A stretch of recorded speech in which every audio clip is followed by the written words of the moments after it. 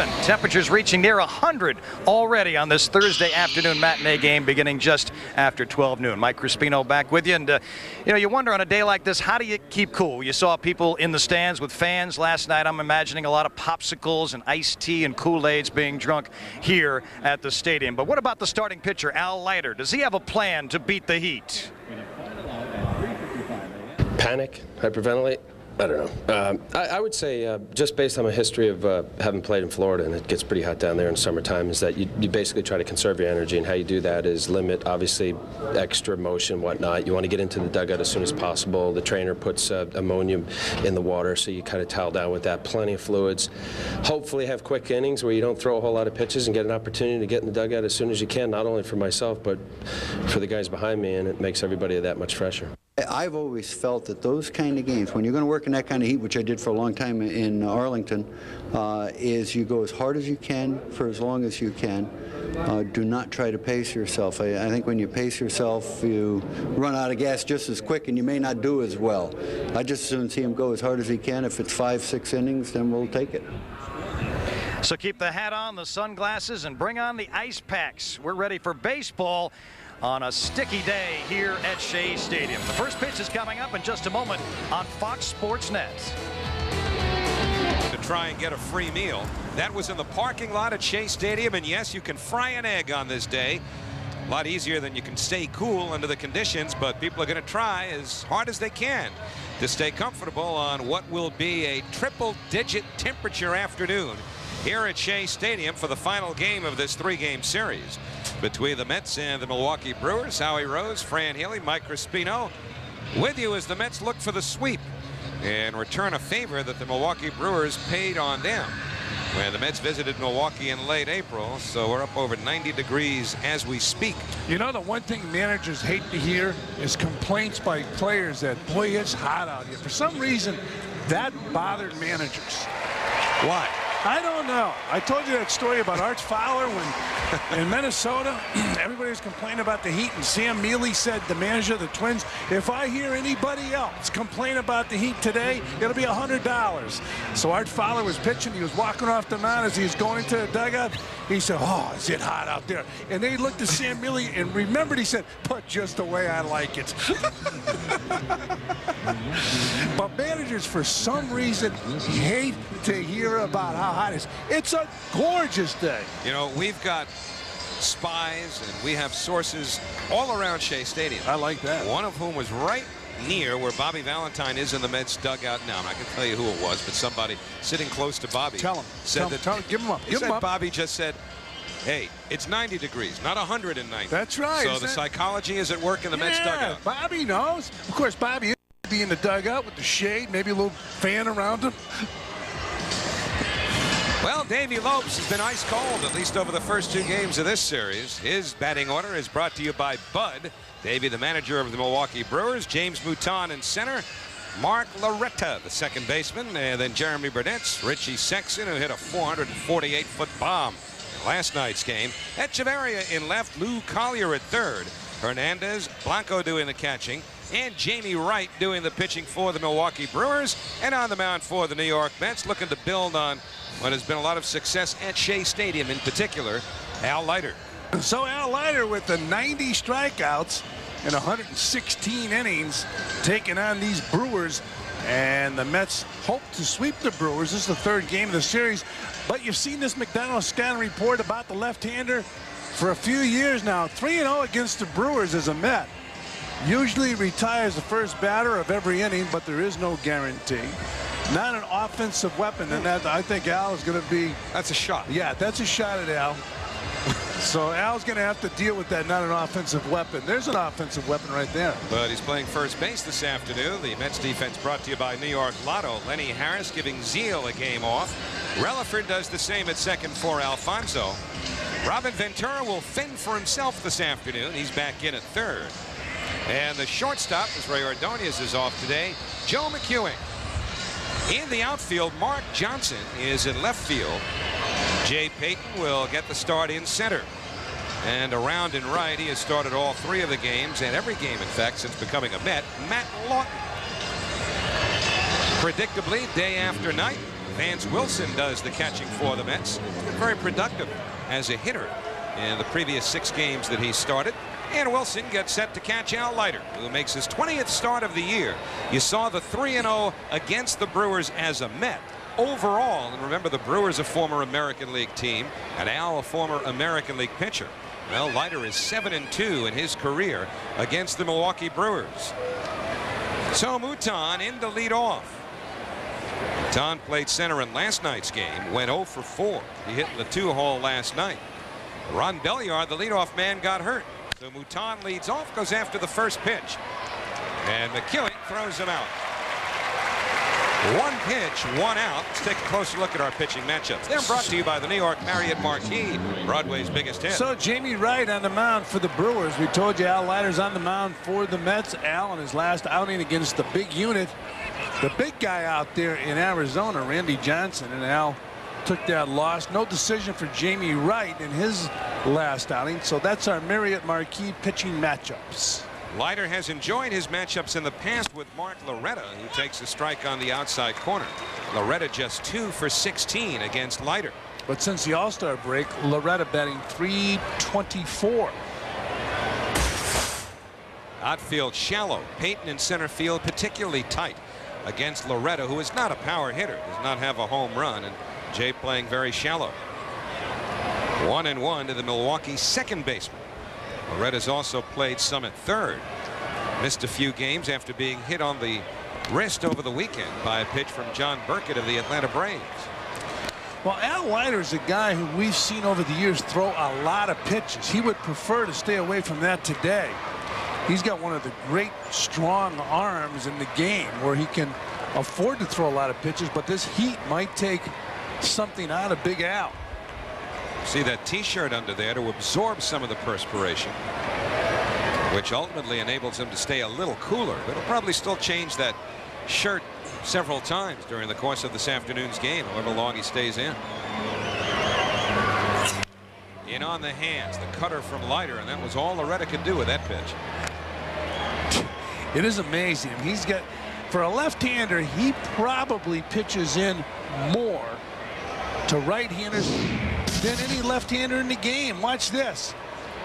Loretta just fighting the pitch out. He knows when he makes contact, if he hits it hard, he's going to do exactly what he did, pull it foul. So Leiter deals, and again a foul ball. You know, it's funny, the big thing to do, and the toughest thing to convince pitchers is to pitch inside. Al Leiter has made a living pitching inside. The big thing for Al was to convince himself to pitch away occasionally. Downstairs, that's where that changeup with Leiter's comes into play, working those right-handers in with the hard stuff and giving them the changeup away to keep them honest. So the count even. Little looper, Payton's right there. He had him played perfectly.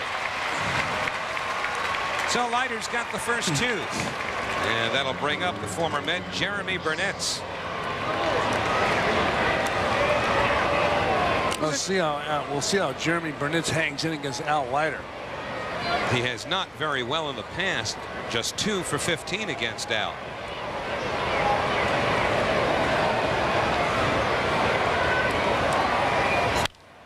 And he hits that one pretty well to right field. Over is Loughlin, but I don't think he picked that up off the bat immediately. And so Burnett has a base hit. You know, the way Jeremy Burnett is running down to first base, he was as surprised as anybody that he got a base hit off Al Leiter. I don't know if we have a shot of Jeremy going down to first base. Usually you go down, you take that little turn, and you comfortably go out. Take a look at this. He starts down the, he's watching the ball away, and he realizes it dropped in. He was watching that ball all the way, praying that it would drop in, and it did. So a 2-out single by Burnett, and that brings up Richie Sexson. Oh, he tattooed the ball last night 9 miles over that center field fence. If he hits one today against Al Leiter, I gotta believe he's gonna pull it, because Al will just pound him inside. Comes inside there, 2-0. This was the first pitch by Benitez in the 9th inning. 6'7", about 230 pounds, and he got those arms extended, no doubt about it. Long home run off the bat of Richie Sexson, his 28th of the season. Now coming in again, misses inside, and the count 3-0. We talked about it throughout this series, and when we were in Milwaukee, this guy reminds a lot of people of Dave Kingman. Will he go on 3-0? Will he swing the bat? No. And Leiter didn't give him anything to hit either. So a single by Burnett, a walk to Sexton, and Angel Echeverria will be next. We'll take a look at our pitch tracks. And how did Al Leiter pitch him? Well, he busted him in, busted him in, busted him in, busted him in. If he had another pitch, he would have busted him in, but all 4 were balls. So now Al Leiter will go against another right-hander.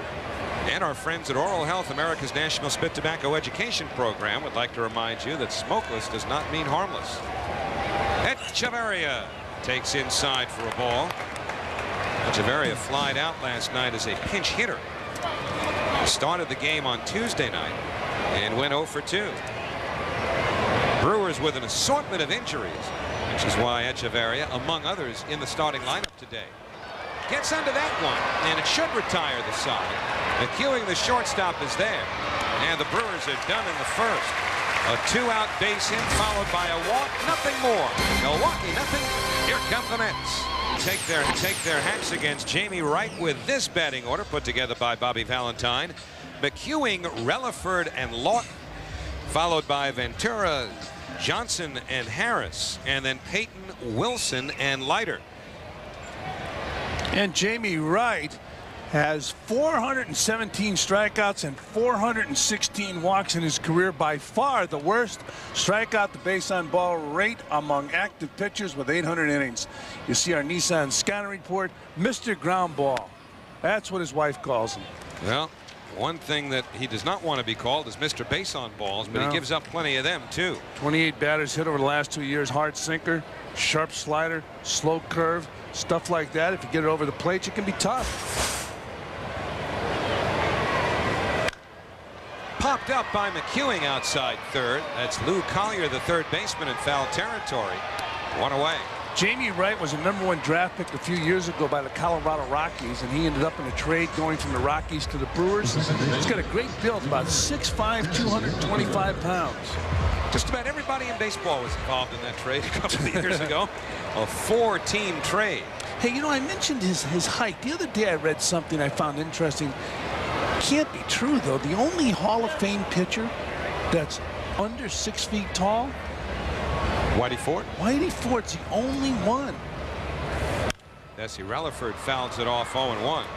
Let's look at our Tri-State Consumer Auto Insurance quote book for today. Call 800-JOIN-NOW, and you can save hundreds on auto insurance. Well, Bobby Valentine talking about McEwing and Relaford. They've been our most consistent players all year, even though they haven't played consistently.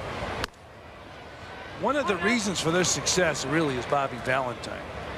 Bobby went on to say I'd be a fool not to have them in the lineup as much as I can. He's been able to do that and keep them sharp, so they've been productive. Hit hard by Relaford. He's got another base hit. Probably 2. Burnett's with a great arm, but the ball slowly hits so that Relaford can get into second base standing up. 19th two-base hit of the year. That's why Bobby's got him in there. And he keeps them sharp. He plays these guys. Years ago, backup players, you had to stay sharp by taking batting practice and infield practice. And that's not enough. Bobby Valentine gets these guys playing time, and they've been productive as you take a look at that ball right down the first baseline. And Jeremy Burnett, who leads the Brewers with 8 assists, gets over there and gets the ball back in. So an RBI opportunity for Matt Lawton. Looks at a fastball for a strike. Lawton in last night's game went 0 for 3 with a walk. He did score a run in the first inning. As a Met, Matt is 5 for 28. Those are his composite numbers between New York and Minnesota. Last of the first, no score. That's Relaford in scoring position with 1 out. And a breaking ball inside 1-1. Brewers will tighten up in the outfield too. Base on balls here is not a big thing because you're still going to pitch to a left-hander and Robin Ventura, and you would have runners on first and second and a double play, the double play in order. Out in front of the change in the count, 1 ball and 2 strikes. And we've talked about the big fella on the mound, how he has struggled with his control, but this is a nasty pitch to Lawton. change of pace, and it was a good one. Think about that 6'5" frame coming at you. You're anticipating the hard stuff. He throws you a straight changeup. So Loughlin behind in the count, and now he's gone. Good pitching there by Jamie Wright. Very good. You can see why ball clubs would love him. If you're a scout, you go and you look at a guy's stuff, good fastball, curveball, slider, change. He's got that great build. He threw 2 off-speed pitches to Loughlin and struck him out. Watch what happens when you're a hitter. You're geared up for that fastball, and you whoa, way out in front. You get ahead in the count with that change. Now you can have some fun with it on the next pitch, too. And he had Loughlin way out in front on both of them. It was a beauty. Robin Ventura with 2 men away. Inside to Ventura. Robin had a base hit in 3 official at-bats last night. Also drew a walk. But he's still in a 9 for 58 slump, which has dropped his average down to that 241. But he's got the beard going. Maybe change that luck. Fastball away, 2-0.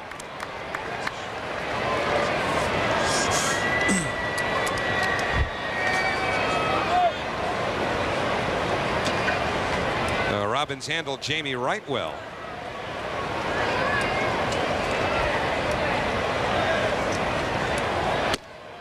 Gets it over in the count, 2-1.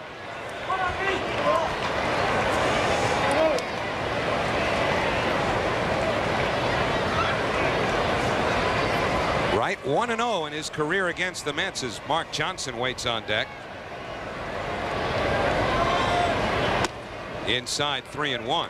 And Wright's just another example of what's happened to sports medicine over the last 25 or 30 years. 3 operations on his right knee. But aside from that, he had 2 in 1 year in his right knee. And then you go up to the shoulder. They diagnosed him early last year with a torn rotator cuff. I mean, that used to be it for a pitcher.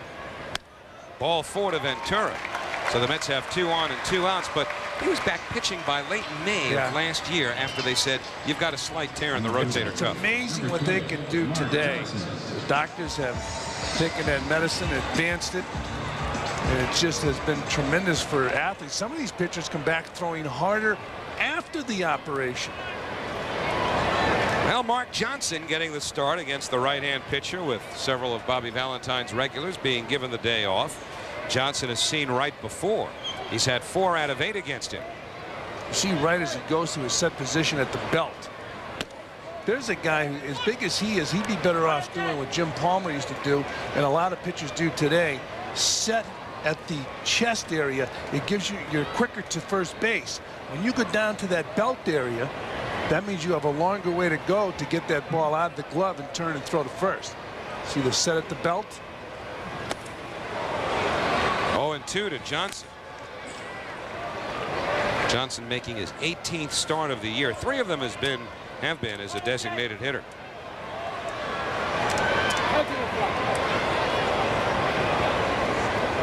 So again, a small body of work there, but Johnson successful against Jamie Wright.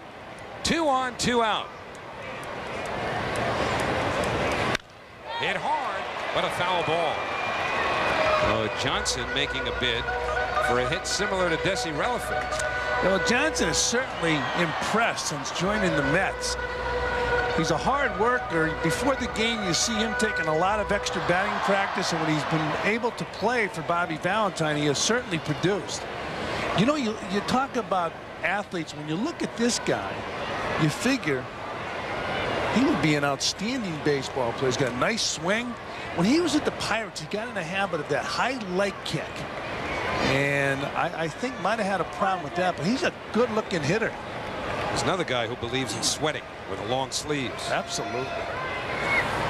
Well, a lot of guys will do that because they'll tell you that the perspiration absorbed by that undershirt actually gives you better ventilation than if you had nothing on under there. I never heard that one. You're too busy eating those salt tablets that they told you were so good for you. You were down on those babies like they were Flintstones vitamins. Yeah, that's not a good idea. But now let me ask you, is that your theory? Because, I mean, you got me buying into it. Sounds? Absolutely not. I've heard it, though. Some will. On the inside corner. Never reveal a source. Give us a source. Mark Johnson down on strikes. Big, heavy-set guy. Who loves to sweat. One of the books. No score. for Gary Carter's induction into the Mets Hall of Fame on Sunday, August 12th in a pregame ceremony before the 1:10 p.m. start. The first 40,000 fans will receive a commemorative card courtesy of J.P. Morgan Chase. For tickets, call 718-507-TIXX during business hours.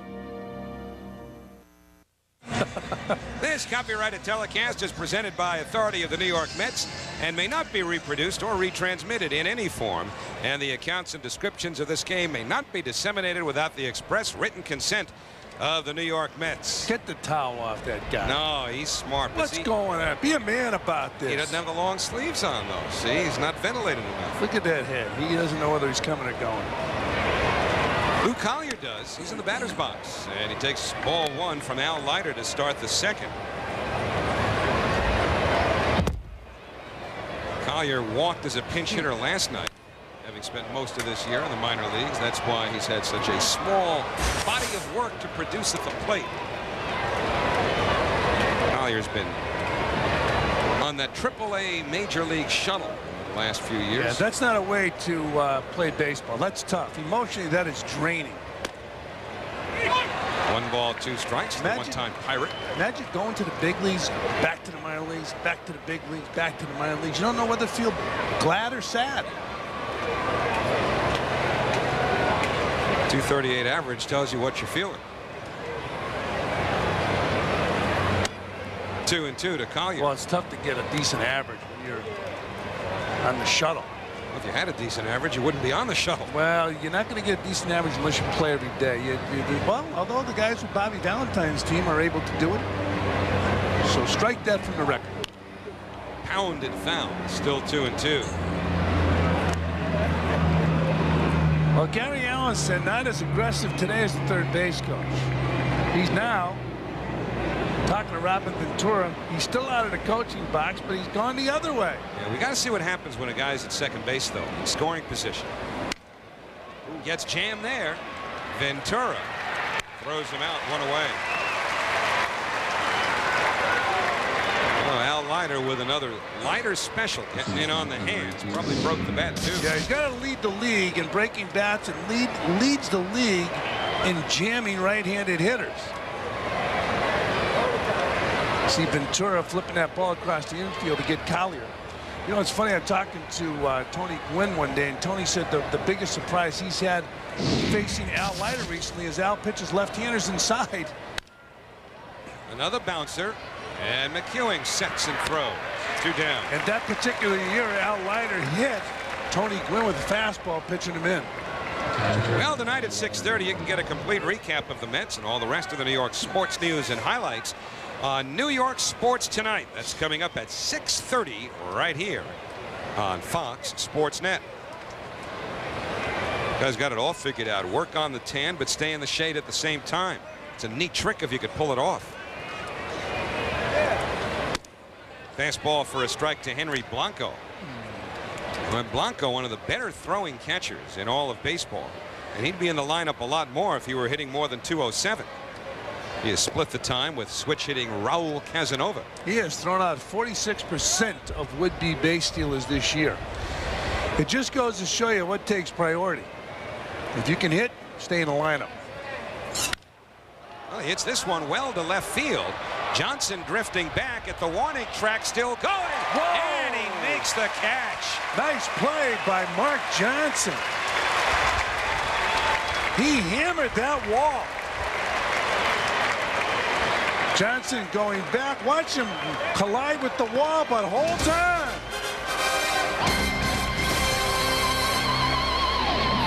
Every time I see that, I think of Gilligan's Island and that 3-hour tour. 3-hour tour on the water wouldn't be a bad idea on a day like this. Gilligan's Island, I like that. You know, a lot of the broadcasters throughout baseball quote Shakespeare. You go right to Gilligan's Island. I like that. It's called contemporary. No pretense with you, big fella. No, I've had Shakespeare phobia since junior high school. Overrated, huh? Couldn't figure the big fella out. What was more entertaining, Gilligan's Island or Shakespeare? Come on. Oh, we used to ask Ginger or Mary Ann. I don't know about Gilligan or Shakespeare, but you're on the right track as Lenny Harris takes a strike. I can wait. Lenny flied into a double play as a pinch hitter last night. but he lines one to left field, and he's aboard with a leadoff single. Well, Lenny Harris, who will not get a chance today to get closer to Manny Mota's pinch hitting record, leads off with a base hit. So Lenny Harris, before that pitch, he said, "Die to thy own self, be true." He knew he's the only one that could hit this ball, not the hitting coach.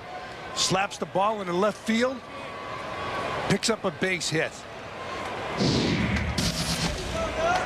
Still say Castawayeths were a lot more entertaining. I go along with you, Big Joe. Well, here's Jay Payton, just happy to be in the lineup. The way he has struggled, and with the addition of Loughlin, Payton's playing time has been hurt, at least to this point, more than the other Met outfielders. Waves at a breaking ball there, 0-1. Recognizing the pitch.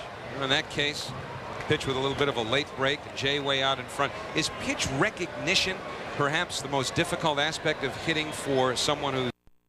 Fastball, you react to a fastball. At the last moment, a hard slider breaks, and you look foolish. You swing at a bad ball. But your good hitters, they have an idea what they're looking for. Some hitters, and I can't believe this, but I know, and I'll give you an example that comes to mind. Lou Piniella, a good major league hitter, told me he would look location. Well, I caught enough pitchers to know that they can't consistently be in a location, but some hitters hit off of that. There's a guy that I guarantee he just looked at the ball and slapped it around the field, used the whole field. Rod Carew. But So, even a guy like Rod Carew would have an idea. You know, certain pitcher that he's faced over many times. So was that a yes? I'm explaining to you. No. As far as coming off the bench, I mean, Payton has played quite a bit this year. He's not sitting around for months at a time. Tough night in Manhattan last night.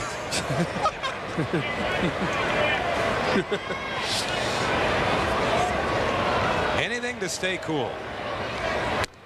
And Payton lays off there. It's 2-2. But it is funny when you talk to hitters, and certain guys have certain theories. Even hitting instructors. When Charlie Lau had his theories. They were different than Ted Williams' theories. Dusty Baker told me that Barry Bonds can steal just about anybody's pitches. He can read a pitch that well. Larko sets up away. Payton gets jammed. And it's going to be a double play. So a 1-6-3 double play. You got the catcher setting up away. The pitcher comes inside and turns it into 2 outs. There's an example of missing location. Look at this. They're inside, the glove's outside. Jay Payton hits the ball and he hits into a double play. Jay could have been looking inside. And still, I mean, there's no guarantees. If you watch batting practice and you see how a batting practice pitcher lays the ball in there, then you judge when the hitter hits the ball how many of the balls would be hits. You're surprised how few hits you get in BP. Curveball there for a strike to Vance Wilson. A lot of failure in this game of baseball, and I'm speaking from a lot of experience. Swinging and missing, you get used to it. Yeah, but it added to the ventilation for everybody else. Day like this, I was important. Exactly. 0-2. You think Mike liked that facial hair from last night? It's gone already. It was gone by the time Mike Crispino talked to him after the game last night. Yeah, you know what? We talked about last night. He could have sold that easy to a company like Schick. You know what? Nice deal. Either Schick or Rand McNally. It looked like a roadmap. Vance Wilson, he knows the route to first base, although it comes somewhat painfully because he gets hit by a pitch. A la Ron Hunt. One of Howie Rose's idols. To watch Vance Wilson lean in. Look at this. You can't give him first base. That's intentional. And an umpire does not have to give you first base. He can say he didn't try to get out of the way. Not only did he not try to get out of the way, that ball's not going to hit him unless he leans in. I give him a base hit. He made the same little move with his hip that your buddy Reggie did when he was a base runner in that 1978 World Series. Yeah, Reggie, he wasn't called for. He got away with it, though. Yeah. The sword is still hot about it. Got to be careful. Reggie was telling me the other day he heard me give him up one day in the air. You know about that straw that stirs the drink? Roger Kahn's going to write something about that, I understand. The great writer, the author of The Boys of Summer and many other great books. How about giving up Reggie, though? He was sensitive. Well, so's Al about that 1 for 35. And, oh, by the way, it was a butt hit. 1 ball, 2 strikes. And then there was a game when, was it against the Red Sox or the Blue Jays? I forget which. And Al Leiter hit a couple of balls deep to the outfield. Yeah. So that bunt single may be a clever ruse. He's got them all set up, but he's going to wait until his next at bat to implement it. Takes the breaking ball for strike 3. No runs, a hit Bansman. 2 in the books, no score. Shea Stadium, where temperatures are up in the high 90s. Mike Crispino with Dave Moretti, part of emergency services here on site. Mets have been handing out free water and some wet towels for people who are getting too hot. And Dave, I just wanted to check, first of all, what's the temperature of that towel, do you think? At this particular point in time, I would say it's somewhere around 40 degrees, 42 degrees. You've been how many people do you think you've helped out so far? We've done a couple so far, but we're trying to do preventive care so that way we don't have an excessive amount of people. We're trying to make sure we get all the ushers, security guards, a lot of the employees done first, because they tend to work and forget that they're out in the heat as well. So we're trying to take care of everyone, and then all the fans that are baking out here in the sun. All right, so Dave, just a little test, if you would, at how cold that actually is, because I'm getting kind of warm out here, and I didn't wear a hat. So let's see. Yeah, go ahead. Oh, that feels nice. Howie. Oh, Howie, that feels nice. Oh, is it chilly? Howie, Fran, back to you. He needed that the other night when he was running away from Davey Lopes. Yeah, Davey had his arms around his neck, not the towels. 1-0 to Jamie Wright. What is that, about 96 now? 94. And that thermometer's in the shade someplace. You heard what Bobby Valentine said. It's not that hot. Did I just put words in his mouth? No, he said it's 90, not 190. That's right. Plus, young guys, young players in great shape. This is nothing. 2-1 to Jamie Wright. He's had a pretty good year with the bat with 10 out of 44. Just getting started here in the 3rd with no score. And Wright fouls it off. And he made the play. Nice play. It'd be funny if he threw to first. That'd be moving the game along all right. That's how you stay cool. Get back to the dugout, however you have to do it. Throw yourself out. Here's the ball. Hits off the pitcher. Let me make a play. It's like in stickball. You never see that. Blew a chance and an easy assist.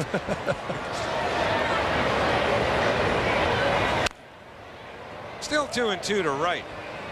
Wright to be followed by James Mouton and Mark Loretta here in the 3rd inning. Leiter has not struck a Brewer out yet, which is news because the Brewers have struck out far more than any other team in baseball. And a little dunker, but Harris is there. So another jam job, another out. 1 gone in the 3rd. And for the latest on the Mets, check out MSGNetwork.com, the ultimate website for New York sports fans. You get exclusive articles from MSG Network and Fox Sports Net on-air personalities, as well as post-game reaction from Bobby Valentine and Yankee manager Joe Torre.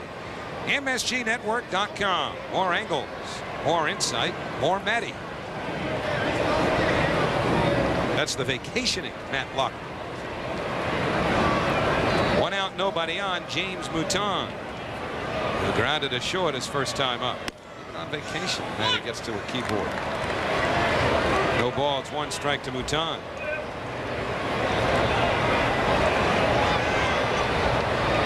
I used to say that there were some places where they had buckets of water. Now that's a somewhat different look. In Kansas City, we used to have buckets of ice, and there were 9 buckets in the runway leading to the clubhouse and coming out of the dugout. And the players would go in there and stand in the buckets of ice during the game. And when your turn came to hit, you went out, you hit. And those puppies barking a little bit on this hot day. 1-2 on Mouton.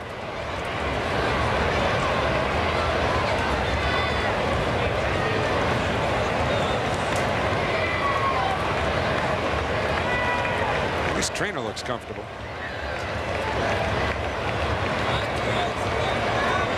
Brewers with 1 hit, the Mets with 2.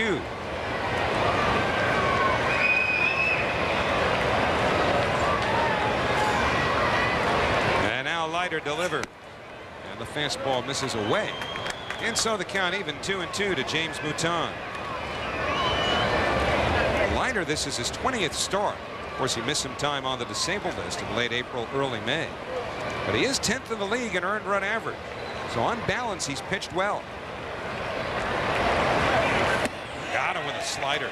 Yeah, one thing you don't take into consideration a whole lot is how many runs are scored for you when you're pitching. And Al Leiter hasn't had a whole lot of runs scored for him like a lot of the pitchers with the Mets. And here's that last pitch, and that's that nasty breaking ball that just embarrasses hitters.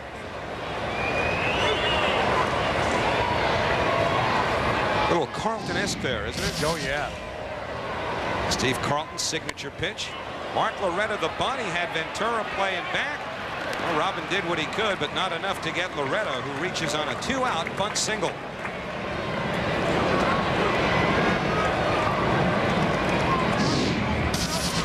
The element of surprise. Robin Ventura is playing back, and Loretta bunts the ball, and it's a beauty.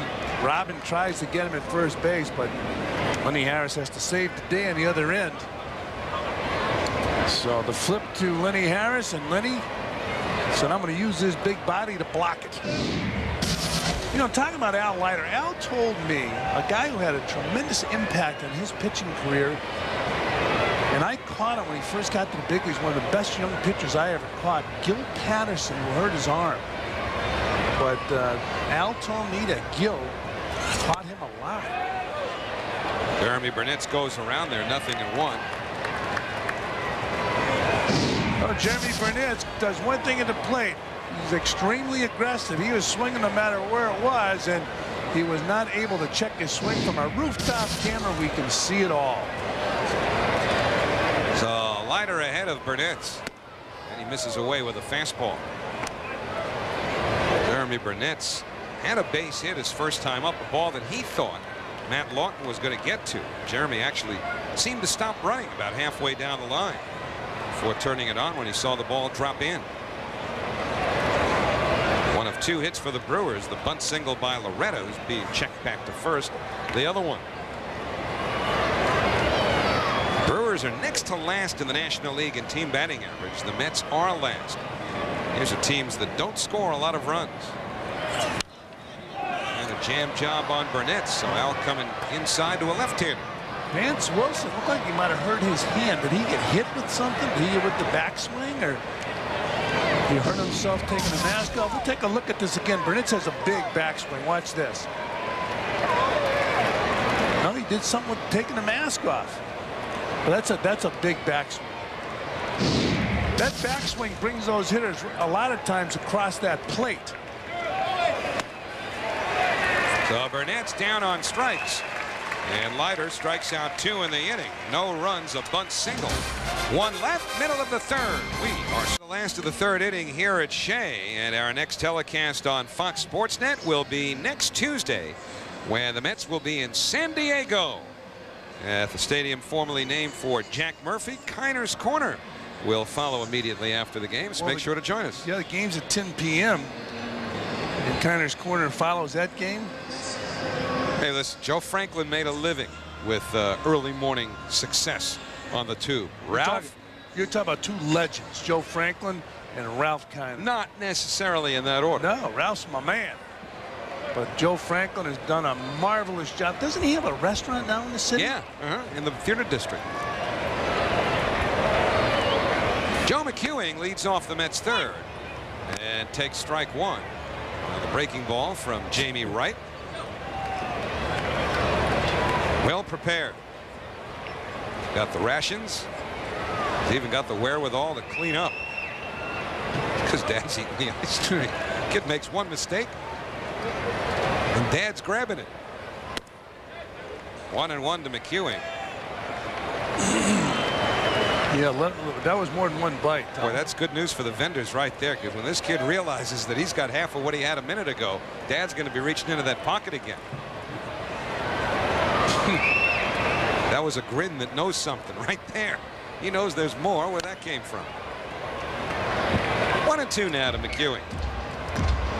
Top of the order for the Mets. McEwing followed by Relaford and Lawton here in the 3rd inning.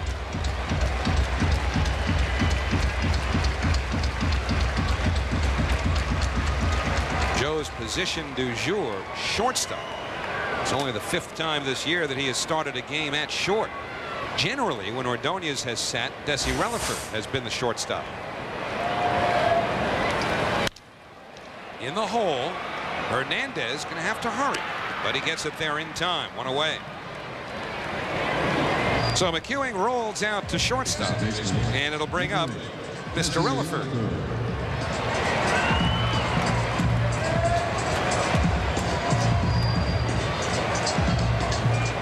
Desi hit a hard ground ball inside the first base bag, which went for a double in the first inning.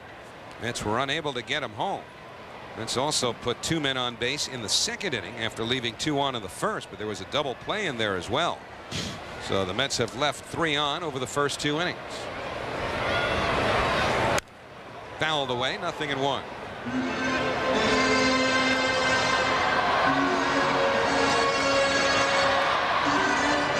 Relaford, a switch hitter, batting from his stronger side, the left side.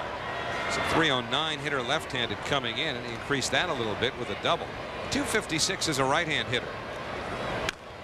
You know, it seems that most switch hitters are more productive from the left side of the plate, and I guess the simple reason is because they see more right-handed pitching. When you hear of switch hitters, and 2 come to mind that gave up a particular side of the plate, it was the right side. Todd Hundley and Orlando Merced. J.T. Snow. Yeah. Outside to Relaford, 1-2. JT's going to have a tough time getting PT, as Dick Vitale would say, out in San Francisco since Andres Galarraga became a Giant. Galarraga's been on fire out there. He's been helping that ball club win some games. He's a favorite of Dusty Baker's. Galarraga was a pinch hitter in last night's 11-9 Reds win. I get a kick out of the statement, though, when they picked him up. They said we're picking him up so he can lend support to Barry Bonds, and he said I'll bat behind Barry Bonds. I tell you, they got a pretty good hitter hitting behind Barry Bonds already, and Jeff Kent. How about that for an insult? You're the MVP 1 year, and they're getting somebody to bat behind Barry Bonds the next year. Fastball high, 2-2. Giants have been a pretty hot ball club lately. Now moved to within 2 games. First place in the National League West, even though they did lose that game to the Reds last night. J.T. Snow started, one of the few times he started since Galarraga got to San Francisco. And a little roller. Sexton racing Relaford to the bag and winning the race. So 2 out, nobody on. Sexton somewhat indecisive, but was right slow getting over. Is that part of the reason? I saw Bill Madden in the press room today. Bill was telling me his book on Don Zimmer, still doing very well.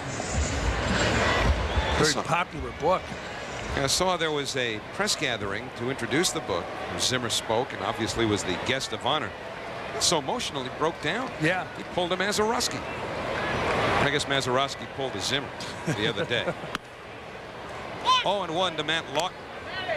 I think it was nice to see Bill Mazeroski get into the Hall of Fame as a defensive specialist.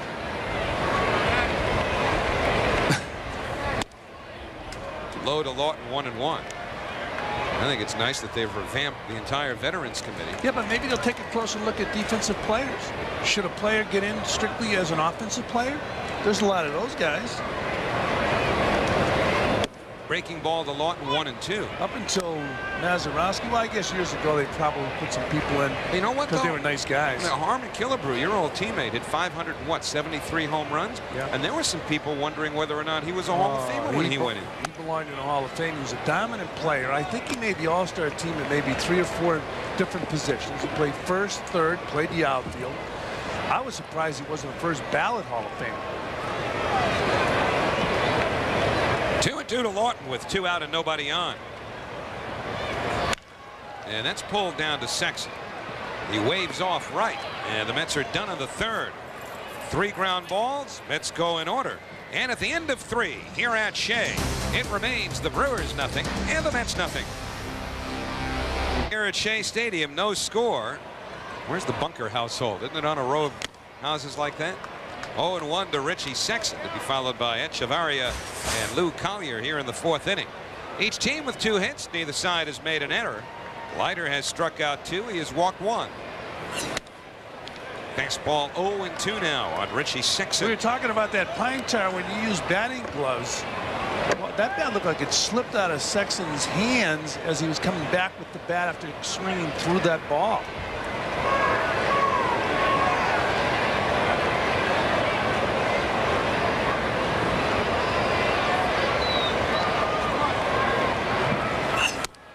upstairs with a heater. 1 ball, 2 strikes now. Sexson, 28 homers, 76 runs batted in. You see the 35 walks. He has struck out almost 4 times as often. Only 35 walks, and he has struck out 130 times. Yeah, but when you see him hit a 3-run home run, it's impressive. So you got to live with the problem of not walking a whole lot and striking out a lot. Got 13 doubles, 2 triples. You can really cut down on your strikeouts and still wouldn't lose much on a 2-strike swing. A guy this big and this strong, if he spread out a little bit with 2 strikes, choked up a little bit on the bat, just trying to make, he would hit home runs with 2 strikes. He's strong. A guy like Al Leiter with his hard fastball, he would supply your power.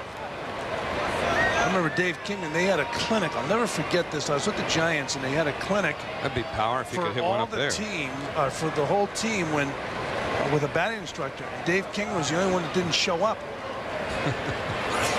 And the manager said to him, Charlie Fox said, the reason we had this hitting clinic, and it was in the hotel in Los Angeles when the Giants went and played with the Dodgers, he said the reason we had the hitting clinic was for you.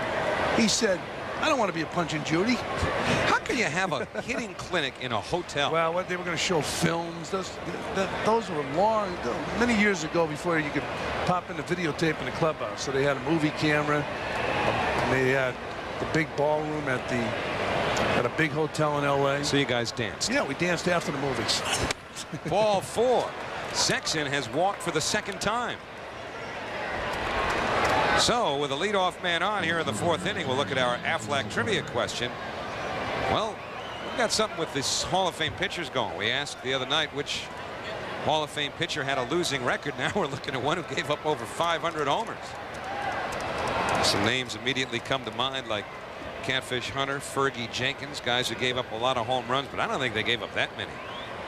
Probably have to go way, way back. Angel Echevarria takes a strike, 0-1. How about somebody like Cy Young? Yeah, going back around the turn of the century where guys pitched to 50 decisions in a year. Cy Young never won the Cy Young Award. How embarrassing.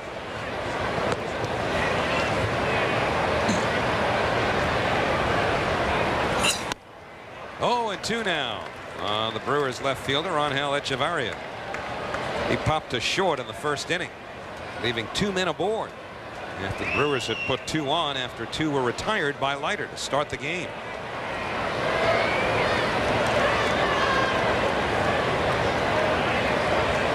No score, 4th inning, final game of a 3-game series. Mets won the first 2 and continue their domination over the Brewers since Milwaukee moved into the National League. Yeah, Mets have been playing some good baseball. And by the way, some more good baseball to be played here at Shea Stadium over the weekend.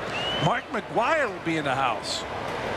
So come on out early, watch batting practice. McGwire will be hitting, and so will Mike Piazza. Marvel at the way these guys hit the ball in BP.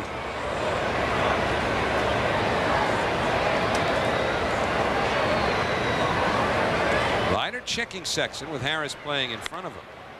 And they timed the throw back to first base.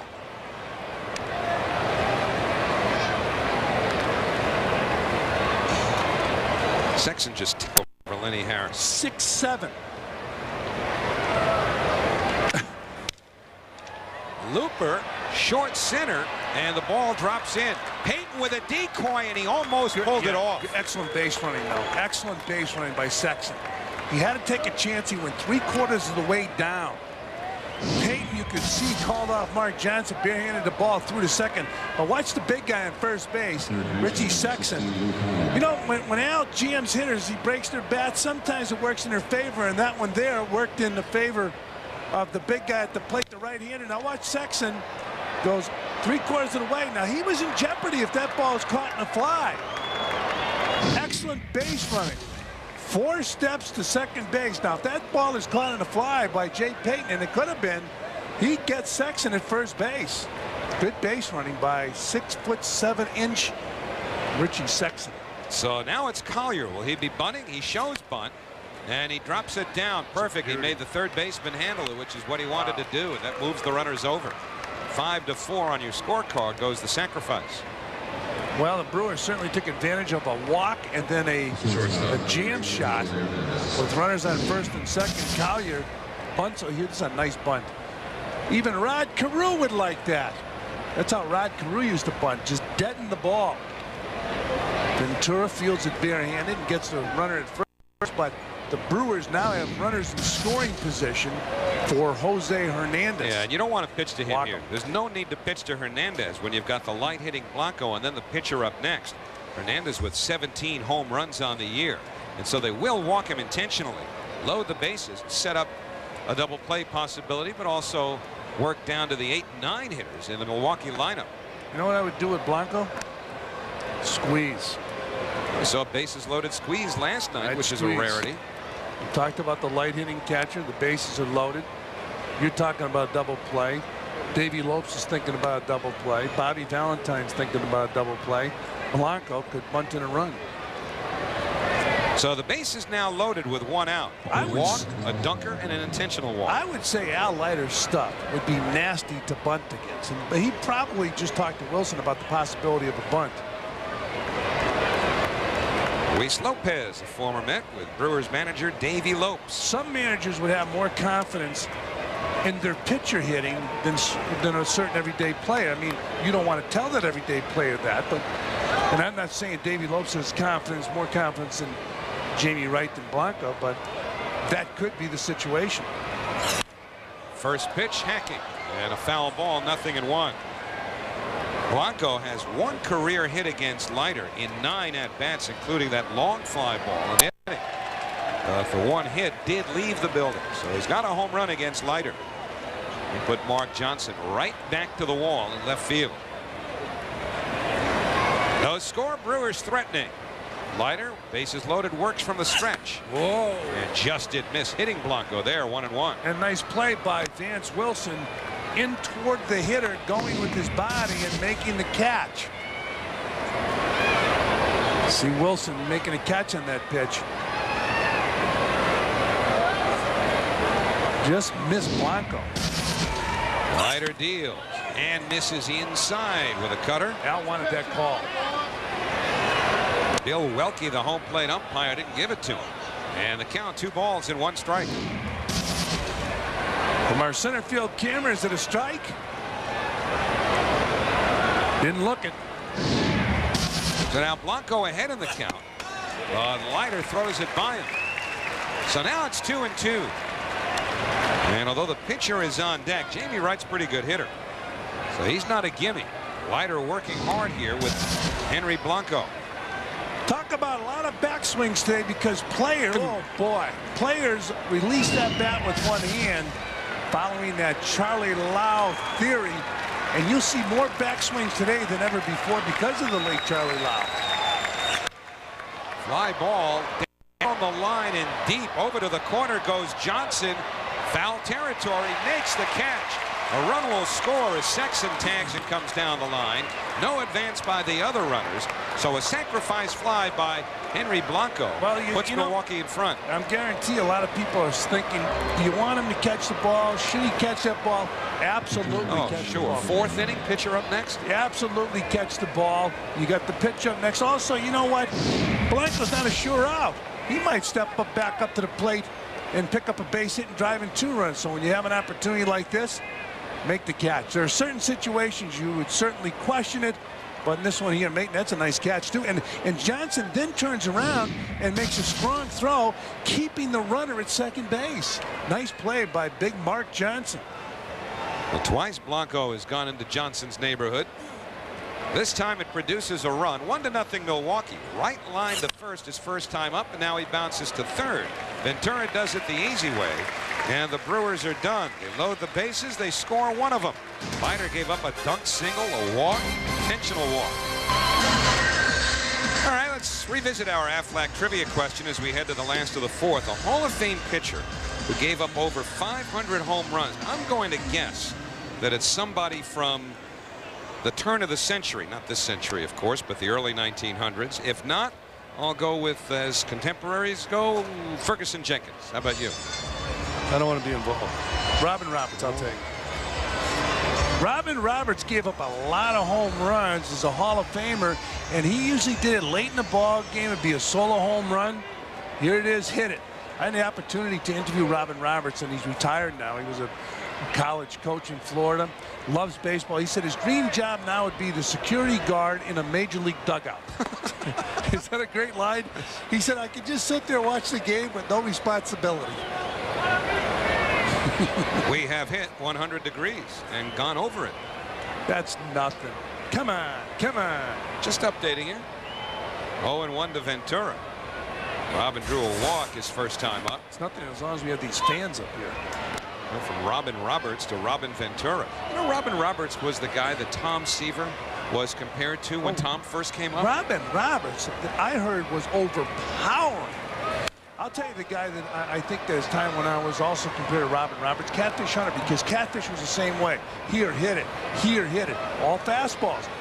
Maybe, if you're lucky, he'd mix in a slider. This, of course, is for Robin Ventura, who's behind in the count 0-2. Jamie Wright delivers, and the fastball rides on. Ralph Kiner told me that Robin Roberts had overpowering stuff. Well, Crispino ought to be jumping in there any second. Where is Crispy, anyways? Probably getting a massage. He had something applied to his neck. As long as they weren't Davey Lope's fingers, he's ahead of the curve. 2-2. Yeah, go ahead, Squirty. Crispy and Lopes had a somewhat contentious conversation the other night, in case you're wondering why we keep bringing them up. Line to right. Back goes Burnett's, and he puts it away. Robin hit that ball hard at the last moment. Burnett had to put that glove up and get it. Looked like the ball had some carry on it. So Ventura flies out. Mark Johnson will be next. So Jeremy Burnett at the last moment gets that glove up there. Look at the size of that baby. Johnson was caught looking his first time up. Goes after a breaking ball. A nice pick in the on-deck circle by Lenny Harris. No balls and 1 strike. Lenny one-handed the foul ball, flipped it to the fans. Might have heard a little round of applause for Lenny after he did it.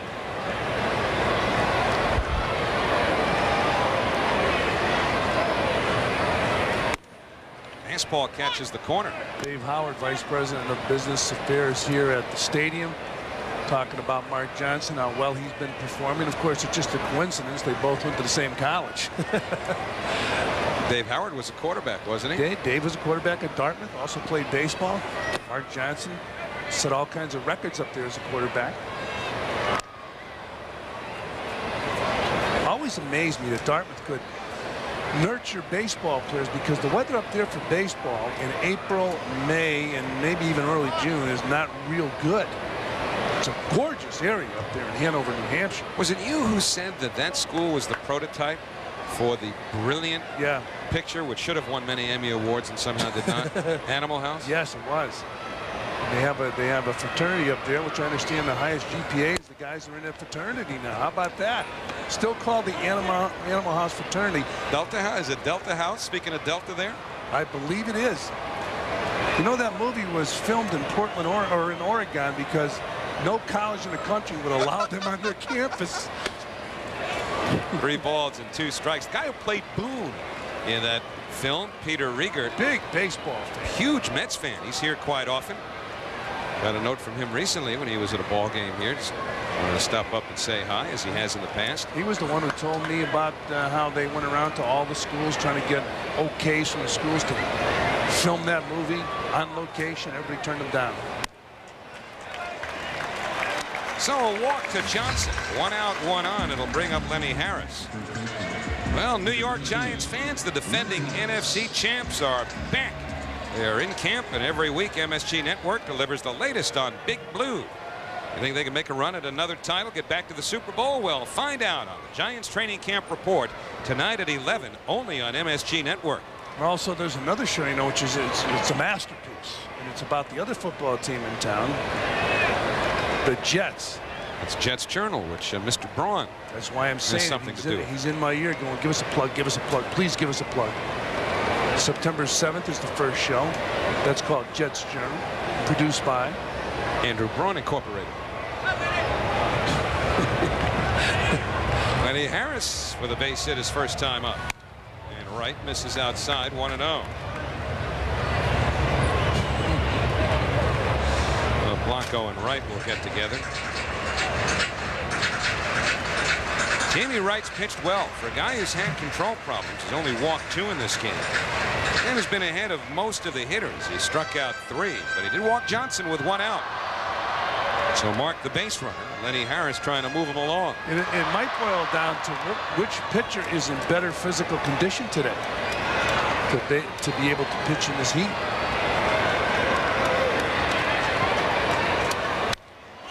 Popped up by Harris. The second baseman Loretta backing up, and that's the second out. So 2 away, and Jay Payton will be next. You know, it's interesting listening to the remarks of Al Leiter and Charlie Huff just prior to the game. Leiter, talking to Mike Crispino, said on a day like this, you want to look for ways to conserve energy wherever you can. You know, not get into, well, certainly that's the best way, but you know, just don't do anything or use any extra body movements or actions that would spend energy. And then Charlie Huff was saying, just go as hard and as long as you can at the start, then let your relief take care of it. Charlie never overexerted, threw a knuckleball. Chopper with hang time. It's going to be tough to get Payton. Wow. But they did. Wow. Nice play by Jose Hernandez against the speed of Jay Payton. Look at that, how quick Hernandez comes in and gets that ball and he barehands the ball. Look at this. The bare hand, the flip. Great play by Hernandez, which makes you think of Jets Journal. Works for me. 4 in the books at Shea. We'll figure it out. That's enough, Ronnie. That's enough, Ronnie. Let's look again at our pitching matchups brought to you by the New York Marriott Marquis. Broadway's biggest hit. Have they done so far? Wright and Leiter in both have been pitching extremely well. Leiter allowing only 3 hits. Jamie Wright allowing only 2. That's our New York Marriott Marquis pitching matchup. How about the play that ended the inning? Shortstop, toughest position defensively. You got to be a good athlete. Now look at the different throw. Here is a short arm throw as opposed to that full range of motion throw that you use when you go in a hole. Outstanding play by Hernandez to get the speedy Jay Payton. And as we head to the 5th inning for the play-by-play, the equally speedy Fran Healy. Thank you, Howie. I agree with you. Speedy, all right. Full of muscle having dinner. 1-0 on James Mouton. He's 0 for 2. Inside, 2 balls and no strikes. That was not meant to be patronizing because some of our fans might not know that you held, what was it, the American League record for stolen bases by a catcher for about 5 minutes? 5 minutes is right. It was the modern day record. It was 16. I think I tied with a catcher who caught for the White Sox in 1905. Here's 2-1 on James Mouton. We didn't even know the record existed. Sure, if you did, you'd have gone for 17. No, you know what? I got thrown out the last day of the season stealing base and said something to the umpire and didn't get a chance to steal it later on in the game. There's a ground ball to short. McEwing gets him. Nice play by Joe McEwing to get James Mouton at first base. I've seen some good play by the shortstops. Hernandez on that high chopper by Jay Payton. And then McEwing getting to the ball and getting rid of it in a hurry, which he had to do to get Mouton by a step. So 1 man down. Mark Loretta is the batter. He's 1 for 2. It was an infield hit. He'll be followed by Jeremy Burnett. Al Leiter cruising and throwing hard, throwing strikes. So is Jamie Wright. It's hot here at Shea Stadium, but beautiful day for baseball if you can take the heat. Or are you a politician? Well, you know what? You're the guy who was saying before it's not even hot. Well, you know, you told me, look, we got to be accurate. It's a little bit hot. I'm used to the Kansas City heat. St. Louis heat. Here's the 1-1 pitch. There's a looper down the right field line. This is going to be extra bases for Loretta. Is he going to go for 3? Yes, he is. And they will not get Loretta at third base. In fact, they almost got Ventura. Nice play by Ron Ventura to catch that ball. So Mark Loretta with his first 3-base hit of this year. And we'll see how the Mets play it defensively. They'll probably have to move the infield up here. Even see if they pitch to Jeremy Burnett, so that he is a left-hand batter. But as this ball gets into the corner, it meant that Loughlin had to cover a lot of ground. That ball sliced straight down the line. Loretta a right-hand batter, but Loughlin was still playing over towards the gap in right center. So he's not only got to get there, but then he's got to feel the ball as it comes off the wall. Jeremy Burnett pops the ball fouling out of play.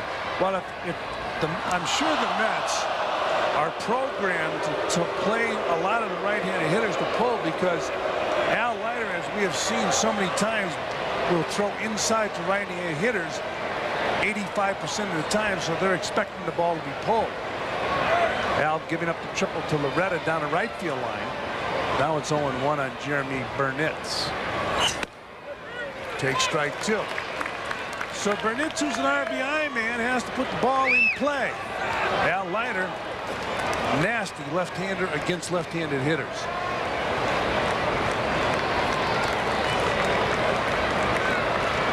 Burnett should get a pitch to hit with Richie Sexson on deck.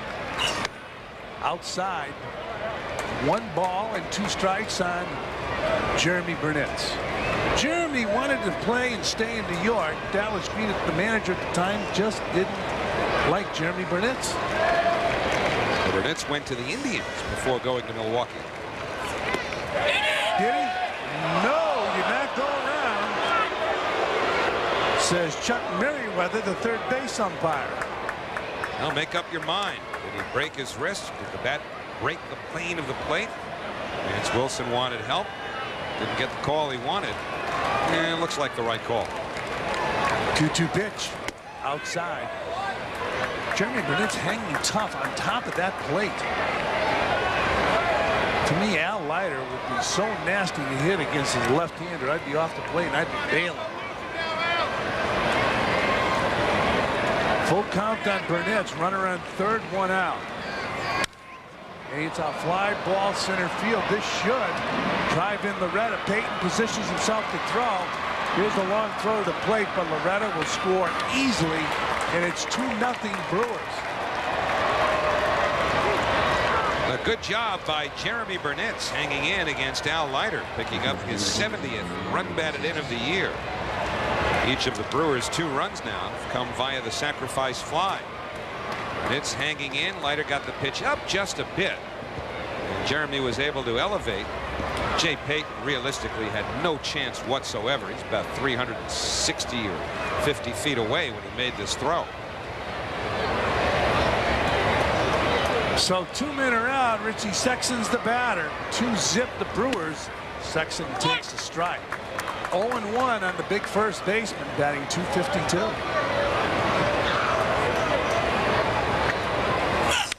Jammed him. Popped to shallow center field. Payton's there. And that'll do it for the Brewers here in the top of the 5th. But like the top of the 4th, they come up with a run. After 4.5, Mets trail 2-0. Is brought to you by Jeep, the most award-winning brand of 4x4s on earth. A lot of fans in the stands today. Trying to keep cool. Towels, hats. Mets trail by 2 as we go to the bottom of the 5th inning. And Vance Wilson, who's batting .348 with 3 RBIs, is the batter. 4 hits for Milwaukee, 2 for the Mets.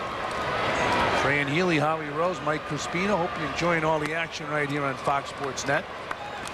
And keep in mind, baseball over the weekend here at Shea. The Cardinals and the Mets come on out. Seats still available for that series. You might see some long home runs. Here's the 1-1 pitch to Wilson. Fouls out of play. 1 ball and 2 strikes.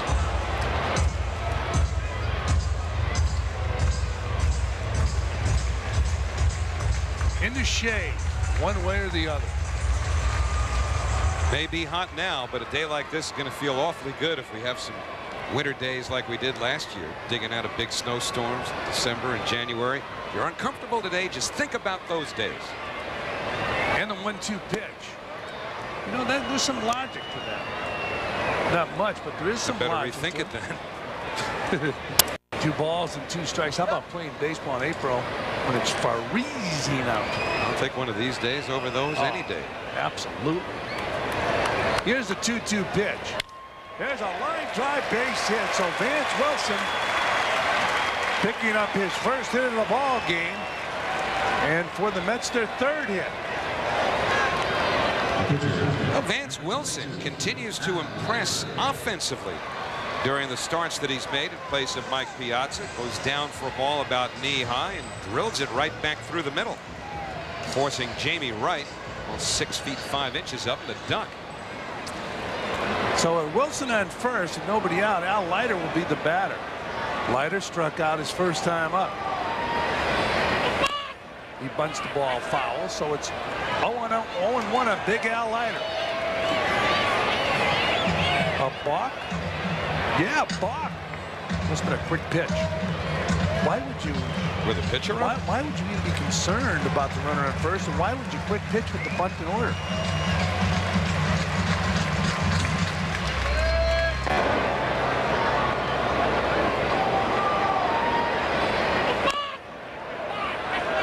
I don't think he quick pitched him. He stopped for a moment. Well, that's got to be what he was calling, but it doesn't. I don't think it was a good call. No. He made no move or attempt towards first base. There's a ball, so it's 1-1 on Al Leiter with Vance Wilson on second base.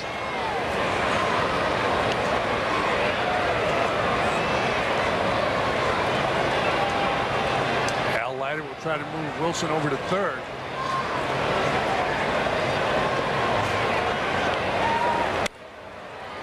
And he bunts the ball foul.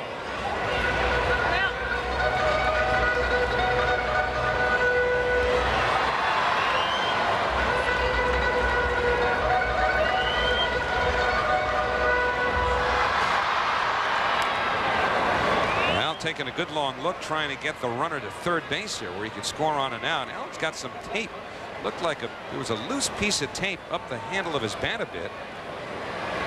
He's got rid of that in a hurry and put it in his pocket. Almost. How about 6'7". If he's not 6'7", forget about it. It's a base hit. Nice play by Richie Sexson. You know, for a second, it almost looked as though Sexson had to remind himself to take care of Leiter at first base. He wants to go to third here. Now he grabs the ball, and he's thinking third. Wait a minute, I got to get to the bag. And he beats Leiter by a couple of steps. That wasn't really an issue. Full extension on the part of Richie Sexson.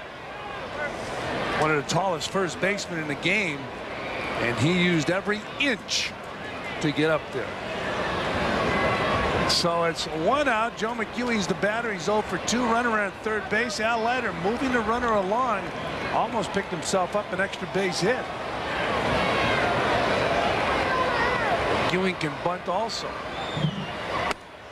He takes a strike from Jamie Wright. So it's 0-1, 1 out.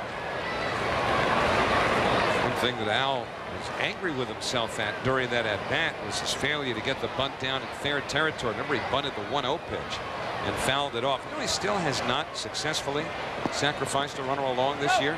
Yet he'll be known for that great punt in the World Series last year. 0-1 on McEwing. I agree. Right back up the middle. And Jamie Wright jumps up and down. He felt he should have caught that ball.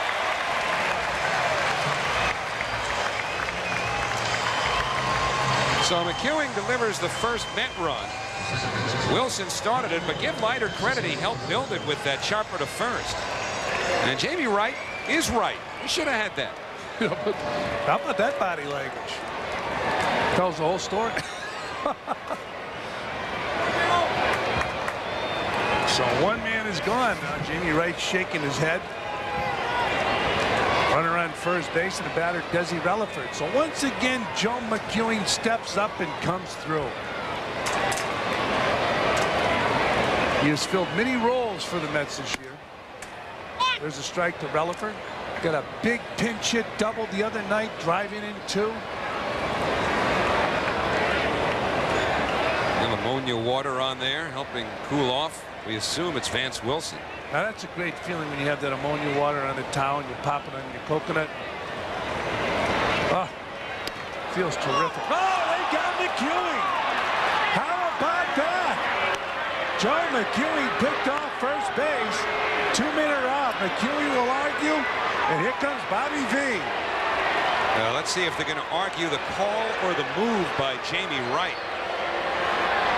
Remember, there was a balk called earlier in this inning, but it was not on a play at first base. It was apparently, I didn't get the official ruling, but apparently just because they felt that Wright did not come to a sufficient stop at the belt right here. Quick pivot, and from that angle it's a little hard to tell about safe or out at first base. Ewing thought he was safe. Bobby Valentine and Mookie Wilson talking about it. Well, everybody's back in the dugout. 2 men are gone. Desi Relaford, who's 1 for 2 as the batter with an 0-1 count. Congratulations to Joe McEwing. He picks up that base hit. He's getting the high fives in the dugout.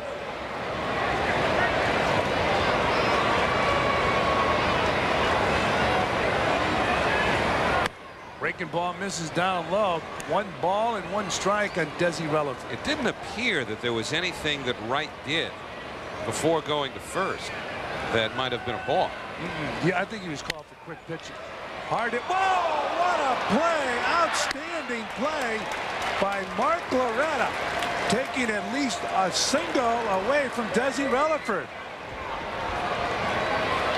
The glove tells the story. And the Brewers have a 1-run lead on a sun-drenched day. And a reminder, later today on Fox Sports Net, catch all new Mets Inside Pitch. Get in-depth features and interviews with your favorite Mets, plus take a peek at the future with the minor league update. That's Mets Inside Pitch, presented by Old Kent Mortgage. I like it. Today at 3:30 p.m. right here on Fox Sports Net. 0-1 now on Angel Echeverria. Double duty for you today, huh? Mets Inside Pitch. Show's been on about 12 years. Not this particular episode, though. No. This is a fresh look. This is fresh every week.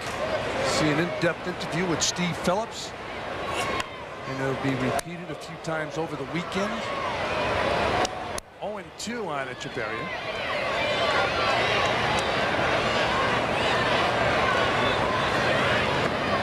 Al Leiter on the hill against Jamie Wright with the Brewers. They're clicking along right now. Both them pitching well, huh? Whoa. 81 pitches now for Al Leiter. He's thrown 50 of those for strikes. Missing badly there, trying to get Echeverria to chase a bad one on 0-2. Charlie Huff looking on. 1 ball and 2 strikes on Echeverria. Whoa, hit hard but foul.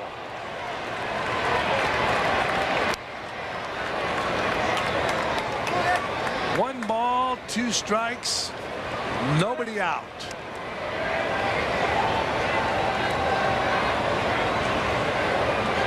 Afternoon baseball at Shea.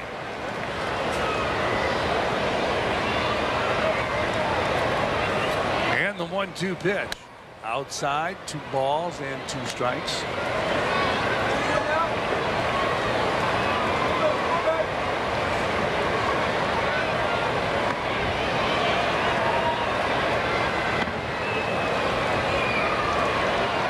And the 2-2 pitch. It's a high fly ball down the left field line. Mark Johnson in pursuit, and looks like he lost the ball. He was concerned about the railing down there, and he took his eye off the ball and it dropped in. Well, Mark, you would think, knows the terrain down there now because of the ball that he caught off the bat of Henry Blanco, which went for a sacrifice fly in the 4th inning. This is almost an identical play, but right there when he looked down, he lost the ball. Yeah, he lost it in the sun. Took his eye off it and could not recover. Well, Leiter now with a 2-2 count on Echeverria. Mark Johnson looks in from left field. given there for prolonging the time at bat, but that ball still should have been caught. Here's the 2-2 pitch. Got him. One down.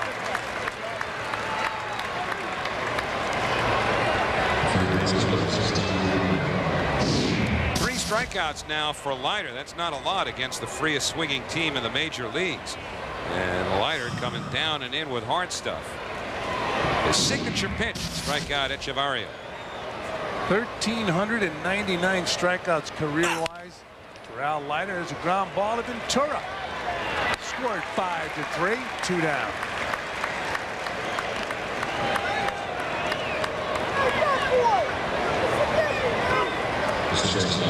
And with 2 men down, the batter will be Jose Hernandez.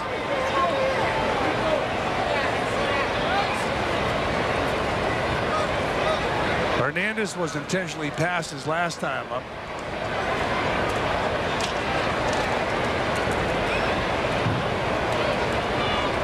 Hernandez has a lot of juice in his bat. 17 home runs. And a nice play in this game to get Jay Payton. He took an infield hit away from Payton. Here's the 0-1 pitch outside. 1 ball and 1 strike. This really is an all or nothing offense the Milwaukee Brewers have put together, even though they've scored their runs today on sac flies. Coming into this game, almost half of their runs have scored on home runs. High fly ball to deep center field. Payton looks up. Yeah. How about that? Home run right over the 410 mark by Jose Hernandez. That just about gets them to half of their runs on home run. That's typical of how they've scored runs this year. Striking out more than any team in baseball, walking fewer times than any National League team. They go deep. That's the 147th home run they've hit this year. The 18th for Hernandez. And it's now 3-1 Milwaukee. 48% of their runs via the homer this season. Highest percentage in the major leagues. Henry Blanco just took a strike. When that ball was hit, I didn't think it had enough juice to get out. That's Hernandez's 18th home run of the year. Wasn't helped by the wind. Just a gentle breeze blowing out, but you know, you get humid weather like this and the ball really tends to carry. Here's the 1-1 pitch. Down and in. 2 balls and 1 strike. And you're right, off the bat it didn't look initially as though it were going out, but you get it up into a jet stream on a hot humid day and it goes and goes, and this one went over 410 feet. And the 2-1 pitch. Blanco takes ball 3. It's 3-1. So the one that was crushed was not where Al Leiter wanted it to be. Look at that location. Dead center. Hammered but foul. In the National Spit Tobacco Education Program and its chairman Joe Garagiola would like to remind you that smokeless does not mean harmless. 3 balls, 2 strikes. Leiter against Blanco. They're going inside. Got him. That's that Al Leiter nasty pitch getting Blanco. But here in the 6th, Hernandez goes deep. The Brewers have a 12, folks. It's time for the Coors Light Silver Bullet 6th. Matt Fury from Danbury, Connecticut is today's lucky fan. That means if the Mets hit a home run this inning, Matt wins dinner for 2 at Gully's in Newbury, New York. To enter, send an email with your name, address, and daytime phone number to contest@thegarden.com. Be sure to type Coors and Mets in the subject field. Well, on the field today, the Mets trail the Brewers by 2. We go to the bottom of the 6th inning. Matt Loughlin will lead it off. He'll be followed by Robin Ventura and then Big Mark Johnson. Speaking of big, Jamie Wright, the big right-hander, throws the ball.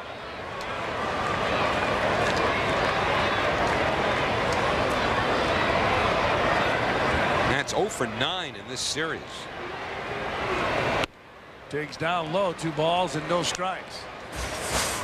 And again, a reminder, tomorrow night, the Cards are in town. They'll be playing the Mets tomorrow night, Saturday and Sunday. Sunday, the kid Gary Carter will be in town and be inducted into the Mets Hall of Fame.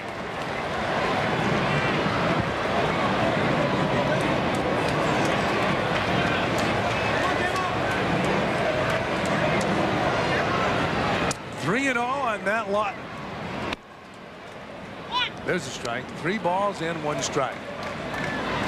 So far, the pitchers in this ball game have looked strong, throwing good quality strikes.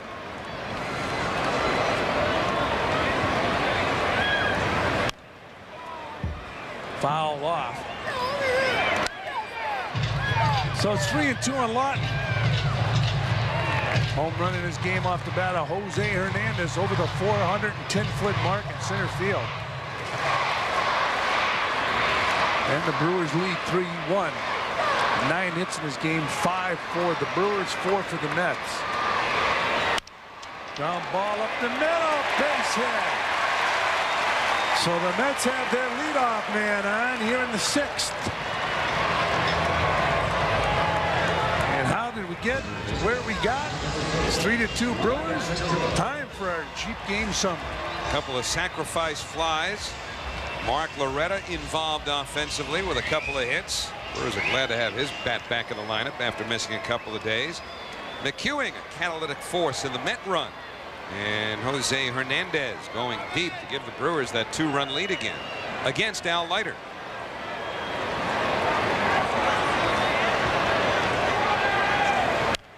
Fouled out of play. So Robin Ventura, who's 0 for 1 with a walk, is the batter. He'll be followed by Mark Johnson.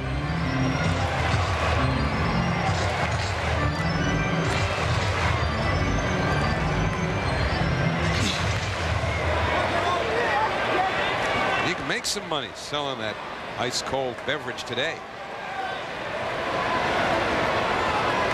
0-1 pitch is fouled back and out of play. 0-2. Twice as a vendor in this ballpark. Once at a football game, they gave me the soda concession. I think I lost money that day.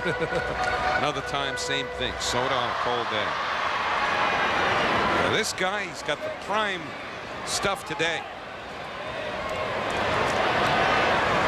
Of course, the cotton candy helps the soda sales, too. Symbiotic relationship. Breaking ball misses down low. 1-2 on Ventura.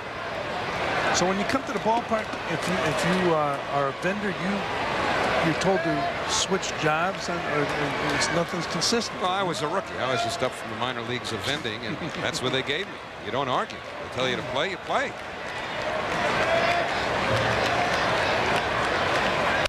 Fouled off. John Miller, who works for ESPN and does the Giant games, he was a vendor at the Oakland Coliseum. Tom Hanks was a vendor at the Oakland Coliseum. I think John started broadcasting for the A's when he was about 21. He's got some funny stories about Charlie Finley. He's brilliant. Yeah, he is. 1-2 on Robin Ventura. In fact, the announcer John Miller replaced, and his name slips my mind. Strike 3 to Ventura. Right on the inside corner. 4 strikeouts now for Jamie Wright, and he hit the corner with this. So 1 out. I was telling you the story about John Miller that he told me. As you look at that pitch again, he was about, as you said, 19 years old, and the year before, the announcer who was doing the games, when he was dismissed by Charlie Finley, Charlie gave the excuse that he didn't make an ordinary play sound exciting or an ordinary out. So John said all winter long he practiced. There's a ground ball to shortstop. There's just so much you can do when it's out there in front of you.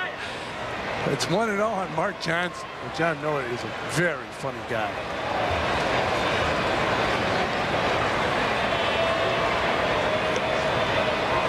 So vendors have gone on to bigger and better things, huh? Or are they bigger and better? Absolutely. Up high to Mark Johnson. There were 2 ball girls in the Oakland Coliseum when I played with the Royals, and one of those young ladies, they were high school kids, one of them went on to start Mrs. Fields Cookies. That'd be Debbie Fields. Yep. So she graduated from chasing those foul balls down the left field line to owning an outstanding cookie. Smart career move. 2-0 pitch, and there's a drive in a gap left center field. This should score 1. Here comes Loughlin. He'll score easily, and Mark Johnson once again delivers. They're jumping in Hanover. New Hampshire, that is.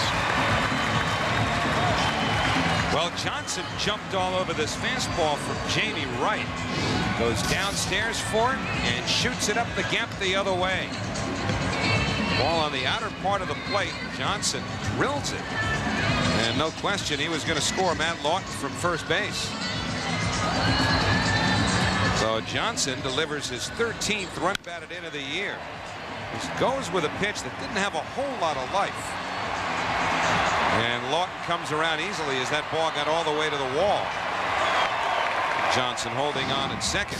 So he represents the tying run in scoring position now with 1 out. Yeah, Lenny Harris will be the batter. I'm sure they'll walk Lenny Harris. Jay Payton on deck, a right-handed hitter. Lenny Harris has been very proficient again this year coming off the bench for the Mets. He's got a single in this ball game. He's playing first base today. Nope, they're not going to walk him.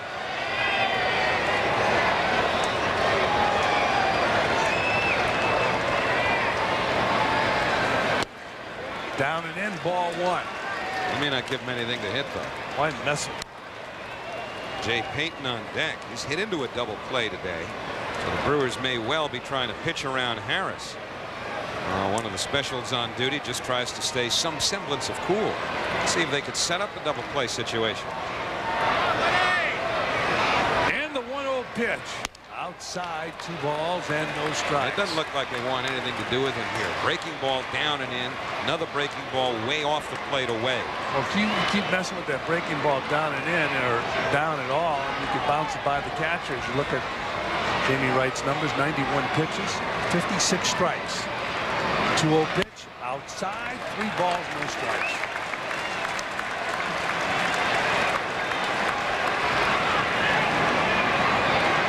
Jay Payton waiting.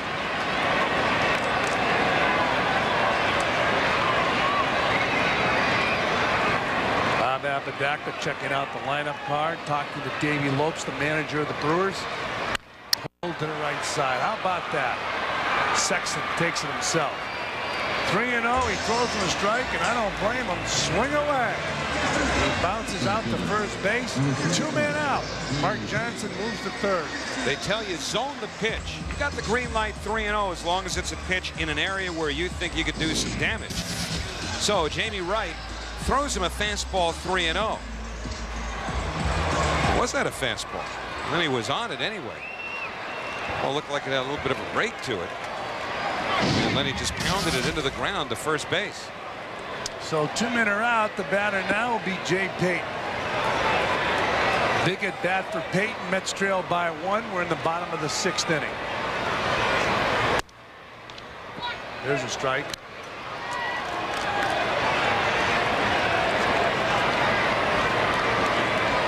On deck, Vance Wilson. Mark Johnson with the lead at third. Jay Payton the batter. Payton 0 for 2 today. Does not check his swing. Saw Jay chasing that breaking ball earlier today. Then he hit into a double play and a fastball was inside.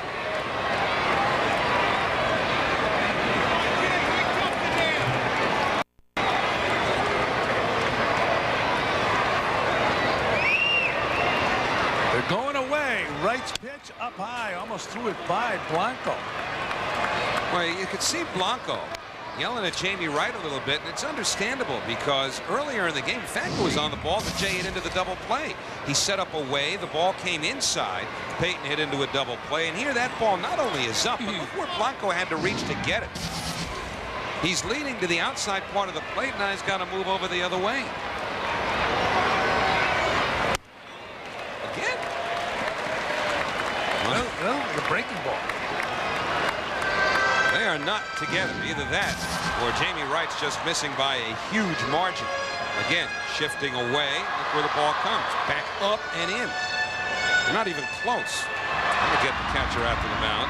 Now imagine a coach giving you location with Jamie Wright pitching. He'd be yelling that the ball's going to be outside and be inside. That's why when you're given location, you want to give location on a control pitcher. A man with good control.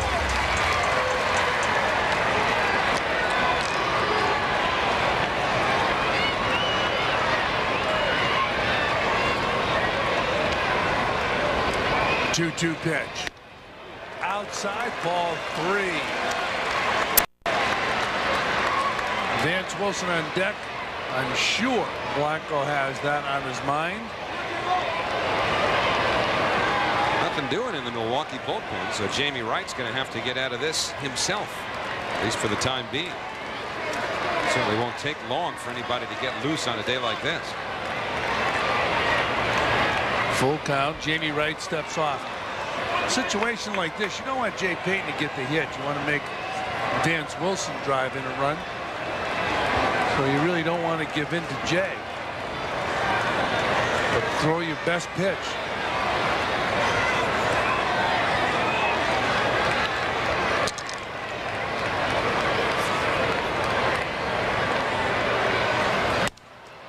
Outside, ball 4. So runners on first and third. They'll go after Vance Wilson. Which might not be such a great idea the way Wilson has produced in the games that he started. Now there are runners at the corner, so at the very least for the Brewers, they do have a force play available at second base with Jay Payton running there. I know what I'd do. I'd walk him. I'd make Bobby Valentine go to his bench. Well, Davey Lopes is going to watch Wright make his 100th pitch of the game on his first one to Vance Wilson. Leiter on deck. Wilson is now 9 for 20 in the 7 games that he has played as a starter behind Mike Piazza. This will be the 25th pitch of this inning.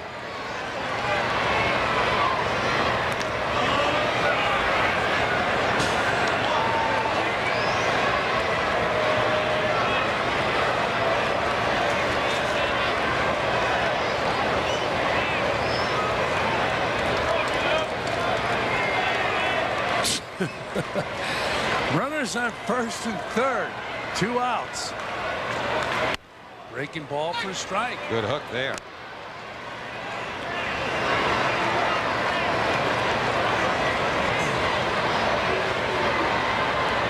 Wilson looking down to John Stearns. Only one thing John can give him. Hit it into the outfield, driving a run, tie this ball game up.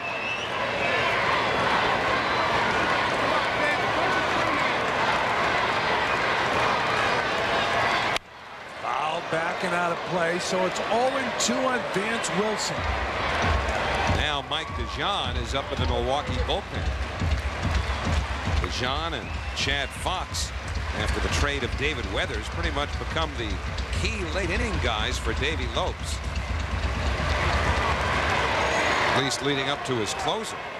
And his closer is Curtis Laskanik.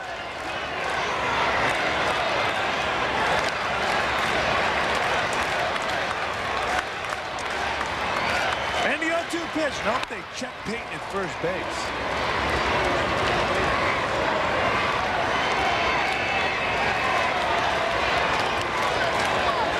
Payton does represent the go-ahead run, but here you're laboring through a difficult inning. He's working slowly now. Yeah, and you've got an 0-2 count on the hitter. You're worrying a little too much about Payton at first base. There's a fly ball, center field, bad jump, base hit. How about that? Mouton got a bad jump on that ball. The ball drops in, and this baby's all tied at 3. Now, what a break for the Mets. Wilson hits it off the end of the bat. Mouton does not pick it up initially and can't close enough ground to make the play. So on 0-2, Wilson just hits it up the end of the bat. James Mouton, watch the center fielder in your picture. See how long it takes him to react. An extra second, an extra split second, even though he made the nice trap and tried to sell it to the umpire. That costs the Brewers a run and keeps Leiter in the game for the Mets.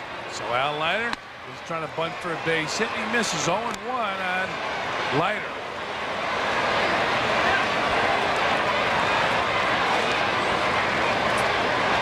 So runners on first and second. Leiter 0 for 2, struck out and grounded out. Tries to bunt again and fouls it off.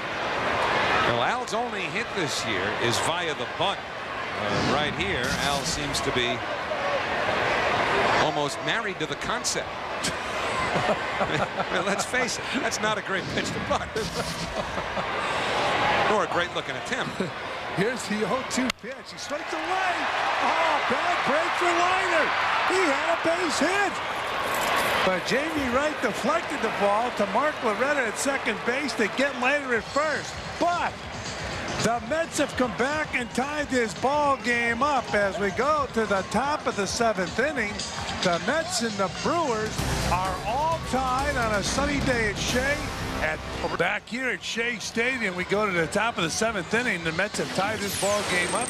Now it's time to take a look at the Brewers box score, brought to you by Smirnoff. You can see Loretta 2 for 3 at triple. Solo dinger by Hernandez. Blanco, a sacrifice fly, RBI, and that Smirnoff brings you the in-game box score in the 7th inning. So Al Leiter back on the mound, taking his warm-up tosses. We're tied at 3, and now back in with the play-by-play, Howie Rose. All right, Fran, thank you. And so Al Leiter with new life when you consider that he might well have been hit for under different conditions in the bottom of the 6th inning. Vance Wilson gotten on to keep the inning going without driving a run in. But now the game's tied, so Tsuyoshi Shinjo takes over in left field. Mark Johnson will move from left field to first base. Shinjo continues to just check the angles of the sun.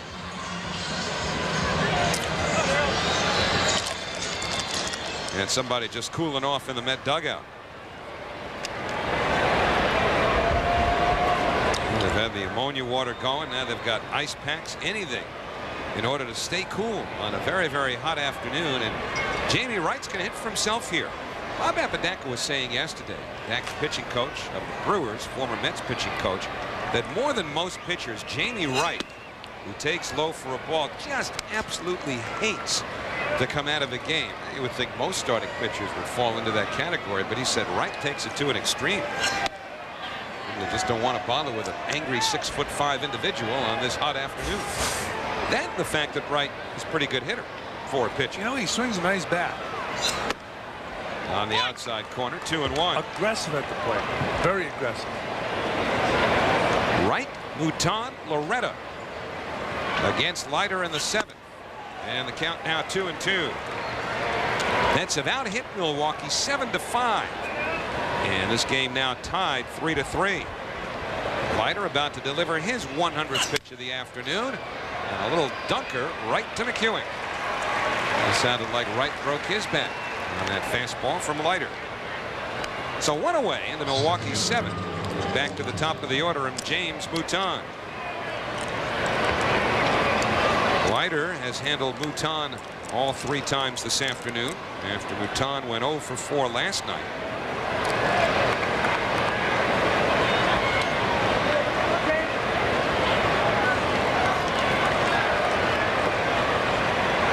Talked earlier about all the injuries offensively that Davey Lopes has had to deal with. One of the reasons Mouton is playing.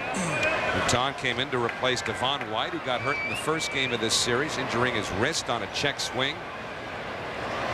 The one key bat that they have that's not in the lineup this week against the Mets, really one of the better developing young hitters in the National League, Jeff Jenkins, who's been out with a thumb injury.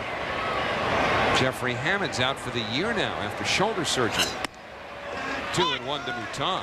They got Loretta back last night after he was hit by a pitch over the weekend. Davey Lopes has lost some pitching too.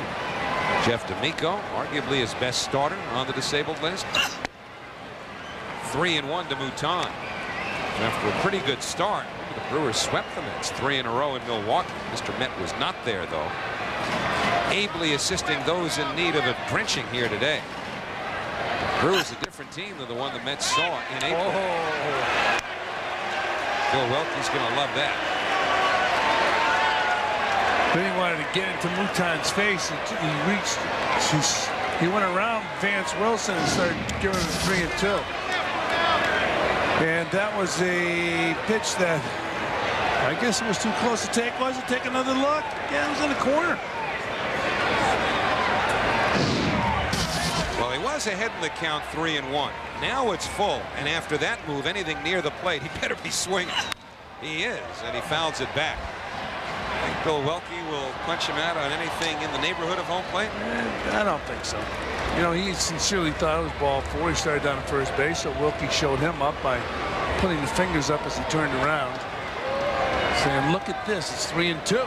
So it's over. They're even. They're even. It's a wash. It'll be a payoff pitch to Mouton. Popped up. Matt Lawton there. 2 gone.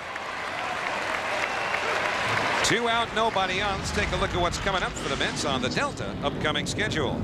Well, the Mets will be taking on those Cardinals tomorrow, Saturday and Sunday, then off to San Diego, Tuesday through Thursday. Kiner's Corner follows each game out there in San Diego on Fox Sports Net. I'd love that, just like the old days. Mark Loretta takes a fastball high. Kiner's Corner, of course, a staple since 1962. The Mets came into the National League. Geraldine and Jackie. Same one. Seem to have made both of those signs. Who's in charge here?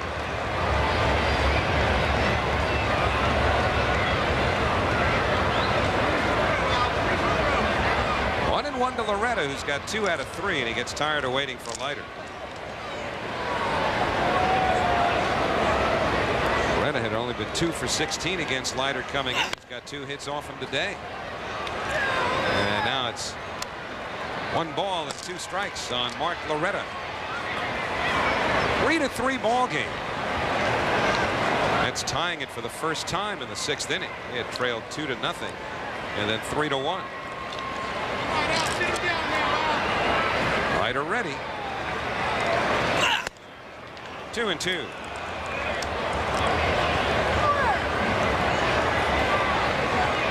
Brewers will go from Shea Stadium up to Montreal. Play the Expos 3 games over the weekend. Fouled away. That place should be jumping. If you're going to be in the area, they can squeeze you in. Expos playing the Cardinals tonight, who will then come to Shea Stadium. Oh, when the Red Sox played up in Montreal, place was packed. What do they got, 15? No, it was over 30. Everybody from Boston went up there, I think. Lawton over by the stands makes the catch. So Leiter gets the Brewers in order in the 7th. Time to stretch on a sweltering day at Shea. 3-3. 7th inning, a 3-3 game here at Shea Stadium. And our Mets in-game box brought to you by Smirnoff Ice. And you see how the Mets have hit through the batting order. Shinjo has not been to the plate yet because he came in when Lenny Harris left the game for defensive purposes. And so as we go to the 7th inning, interesting that Jamie Wright was allowed to hit for himself, but the Milwaukee pitcher will leave the game. And Mike DeJean, who had been throwing late during that Met rally in the 6th inning in the Milwaukee bullpen, will pick up for Wright, face the top of the Mets batting order in Joe McEwing. So White over 6 innings gave up 7 hits and 3 runs, walking 3, striking out 4. McEwing, an RBI single in 3 trips, and DeJean misses upstairs with a fastball. Mike DeJean came over just before the start of the season from the Colorado Rockies. Juan Acevedo was involved in that deal, and now Acevedo's been traded again, as the Rockies sent him to the Florida Marlins a few days ago. 1-1 to McEwing. Well, folks, come out to see the one and only Gary Carter get inducted into the Mets Hall of Fame in a pregame ceremony on Sunday, August 12th. A lot of his teammates will be on hand. Some of them will be Ron Darling, Bobby Ojeda, Keith Hernandez. I understand George Foster will be here.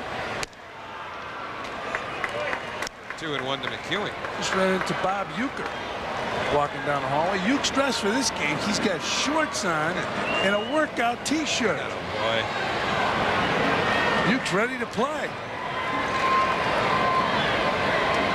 DeJean deals, and McEwing fouls it off. There's Ueck. He's dressed for this game. And I was told years ago, I don't know how true this was, when it was real hot, Monty Moore, who was a broadcaster with the Oakland A's and did radio, used to do it. He didn't want to get his pants all wet. He used to do the game sitting in his shorts. You can't do that. Why not? Fouled away. McEwing not getting around on the fastball there, and it's 2-2. The way they were drawn back then, he could have walked to his car in his shorts and nobody would have known. They had nobody in the stands at Oakland. Monty Moore, a longtime broadcaster. In fact, his broadcast partner was the guy we talked about earlier, John Miller. McEwing, Relaford, and Loughlin for the Mets against DeJean here in the 7th inning of a tie game. And McEwing, having one of those at-bats where you make the pitcher work by fouling a couple of tough ones off, has gotten the count full now. Mets trailed 2-0, cut it to 2-1. Brewers added a run, but the Mets came up with 2 in the 6th. And that's where we are with New York, trying to break the tie here in the 7th. Ooh. Deep to left center, they just might. Back goes Echevarria, save from Utan, and it's gone! A home run for McEwing, and the Mets have taken the lead, 4-3.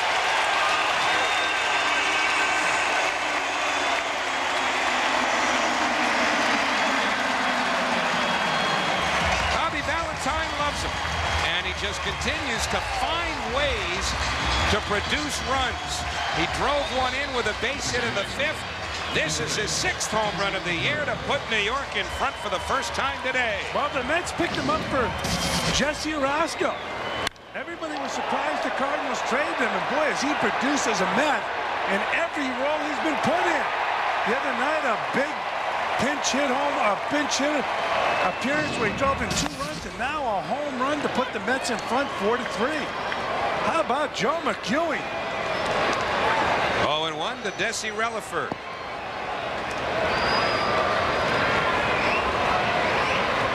A couple of power hitters talking it over.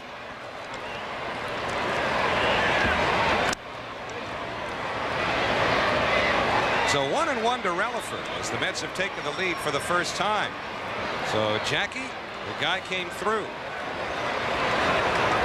I do think it's fair to point out that Joe's wife Julia probably has a vested interest in Joe's performance as well. Love is blind, isn't it? Not in this case. You're sitting here, you see the home run. Everything's in front of you.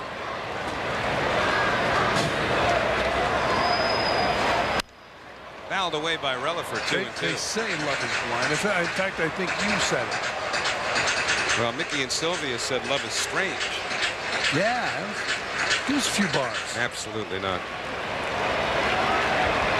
McEwing continues to accept congratulations on the bench. Why not? I mean, he's been as impressive a player across the board, you know, on balance, as the Mets have had this year. Relaford gets jammed.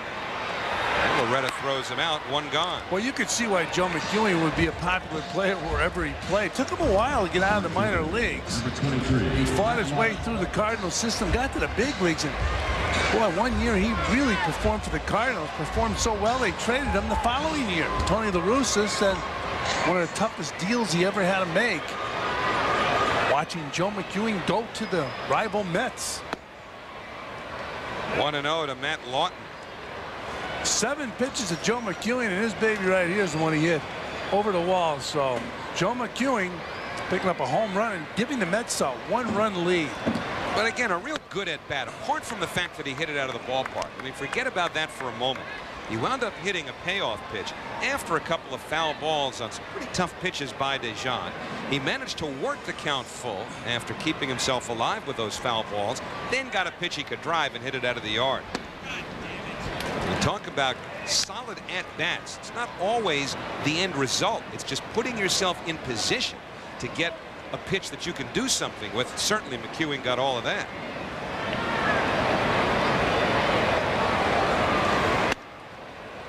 A strike to Matt Loughlin. 3 balls and 1 strike.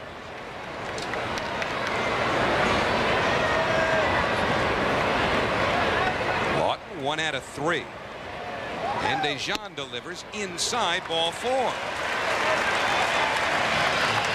So an insurance run at first now with one out, and Robin Ventura will be the batter. Hey, tonight on Metro TV, make sure to catch a special edition of Game Face on location from the New York Jets training camp on Long Island. Make sure to join Dave Sims as he interviews Coach Herman Edwards and General Manager Terry Bradway, as well as some of your favorite Jets players, tonight at 8 only on Metro TV. Ammonia towel optional. And Dejan through for the day. Well, I mean tonight when you're watching the Jets show. Oh. Be cooled off by then. No cooling off McEwing, though. He's been hot. A couple of hits today. He's driven in 2 of the runs. He's also helped drive Mike Dejan off of the mound. Ray King, the left-hander, will come on to face Ventura, with the Mets having taken the lead. Here in the last of the 7th on the McEwing home run, 4-3. Ray King comes out of the bullpen with a couple of left-handers scheduled up for the Mets, who will try and widen this 1-run lead. But tomorrow night, MSG Network will give you Liberty basketball as the Liberty face the Orlando Miracle. Game time set for 7:30. Liberty getting ready for the WNBA playoffs. So tune in tomorrow night on MSG. Well, that epitomizes lazy, hazy summer days. Boy. Ray King will come out of the bullpen for the 2nd time in this series. 3.65 ERA. 57 games for the Southpaw. King gave up that 2-run triple to Joe McEwing, who was pinch hitting in the 7th inning on Tuesday night. And the Mets widened their lead, providing insurance for Bruce Chen. Well, both pitchers in this game, both starting pitchers in this game, pitched well this afternoon. Al Leiter and Jamie Wright.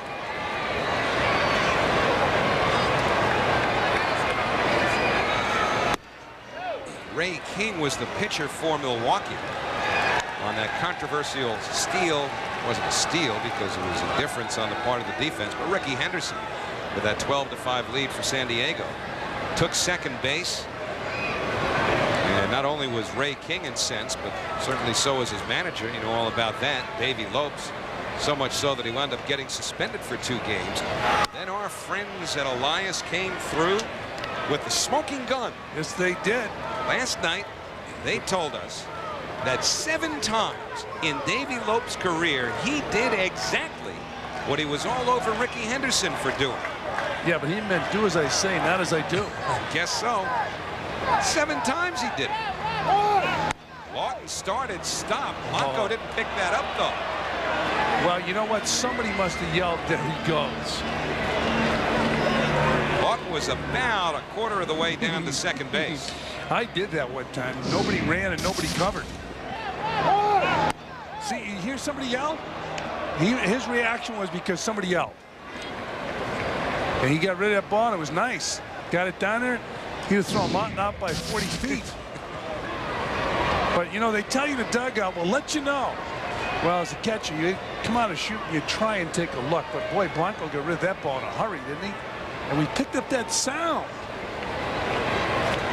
Of course, could have been somebody in the upper deck because our parabolic cameras and microphones, actually, parabolic mics are so strong. Well, we don't hear it. We don't hear everything. They hear it in the truck. They invented the parabolic camera next. That's next. Slowly hit. Sexton against the speed of Ventura. Gets there ahead of time. But you could almost hear somebody yell, there he goes, and Blanco threw that ball to second base.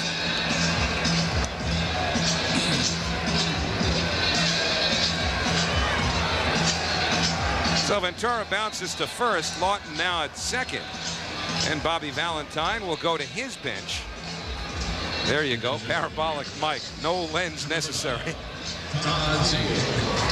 That's a robotic mic, right? A robotic camera. Even the camera's responding. Have we got everybody totally confused now? We get cameras all over this stadium. Then they have an E&G crew that goes around with Mike Crispino, and they do the interviews downstairs. And you can see Mike Crispino. If you see his interview the other night, you can see Mike running away from Davey Lopes. Where is Mike today? He's following around that guy with the free water. He's probably had his second massage of the day. So King will leave. Still 4-3 New York. To you by B&H, New York's ultimate camera store at 9th Avenue at 34th Street for digital cameras. And they'll be the first when they invent the parabolic camera. That's where you'll get it. B&H. You go to B&H. You're talking about microphones picking up noise and sound on the field. Years ago, they tried that in a game that I was playing, and Lou Piniella was in the lineup. They put the experiment off for a while after Lou went nuts. Yeah, that'd do and it. They picked up everything Lou was saying. So you might have wanted to check that one out ahead of time. Is Lou Piniella going to be within 1 mile of these microphones? Lou struck out. He broke the bat on the ground and started screaming at the umpire. And some of the words were salty. 1-0 to Todd Zeal, who's batting for Mark Johnson in this lefty-righty maneuvering between Bobby Valentine and Davey Lopes. Mark Johnson was scheduled up. Bobby went to the right-hander, and so Davey Lopes went to his bullpen. And Buddy throws a strike. 1 ball, 1 strike. Buddy was on the disabled list earlier this year. He had a sprained ankle.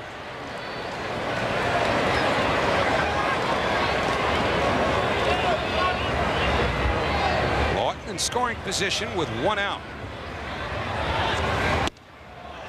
Pardon me, with 2 outs, and the count 1 ball and 2 strikes on Zeal. Inning's been going on for a while. Buddy, the former Yankee. Brewers signed him as a minor league free agent last year. Got into 5 games last season. And the 1-2 low and away.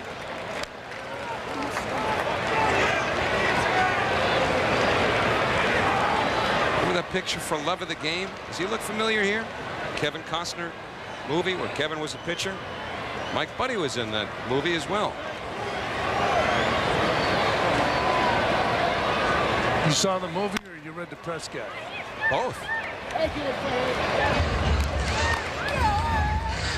Kevin Costner, big baseball fan. Yeah, he was in Field of Dreams. A couple of sports movies. Also, what was it? Tin Cup, was it? The golf movie? Yeah, the guy that really looked like he played and had a nice swing was Robert Redford. He did play high school ball.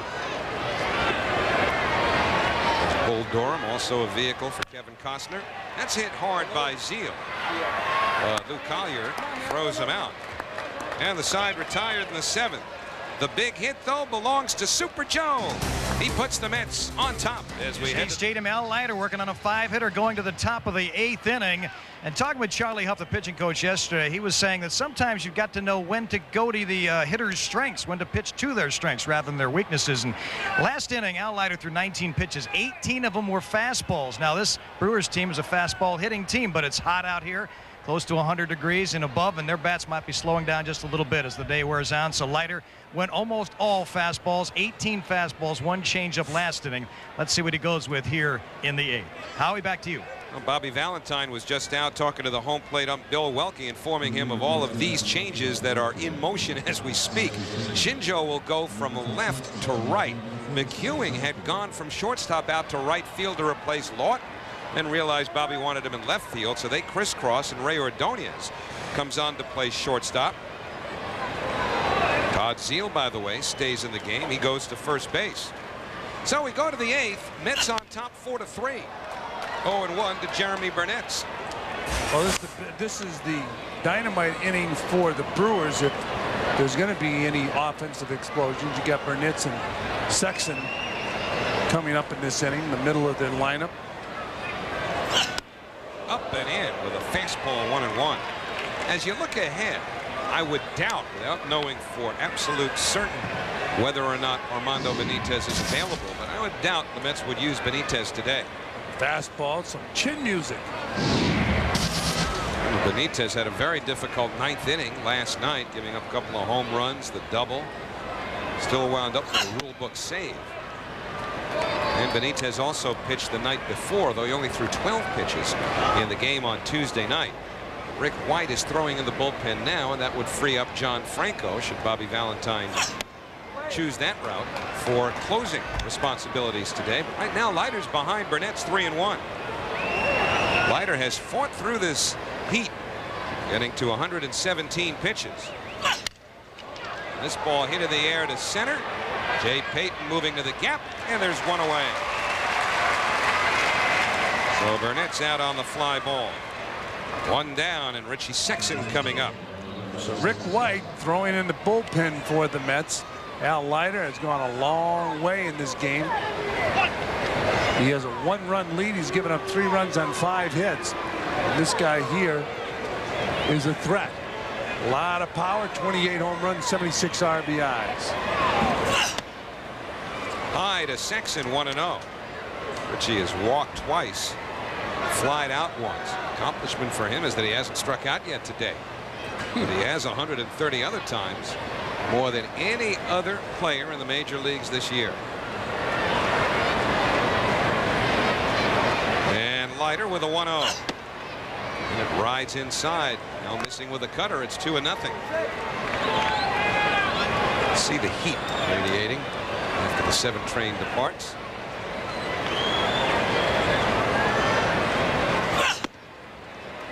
Anthony's 2-1 to Sexson.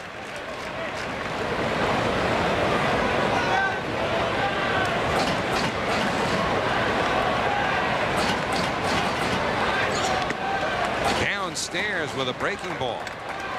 So Leiter was behind Jeremy Burnett's, got him on a fly ball. He's behind Sexson here, 3-1 with 1 out in the 8th inning. That was thrown 9 pitches here in the 8th, and 6 of them have been out of the strike zone. The tank might be moving towards empty. And he misses with a cutter again. Ball 4. So let's see if that was the last pitch thrown by Leiter. Sexson goes down to first representing the tying run. And here comes Charlie Huff.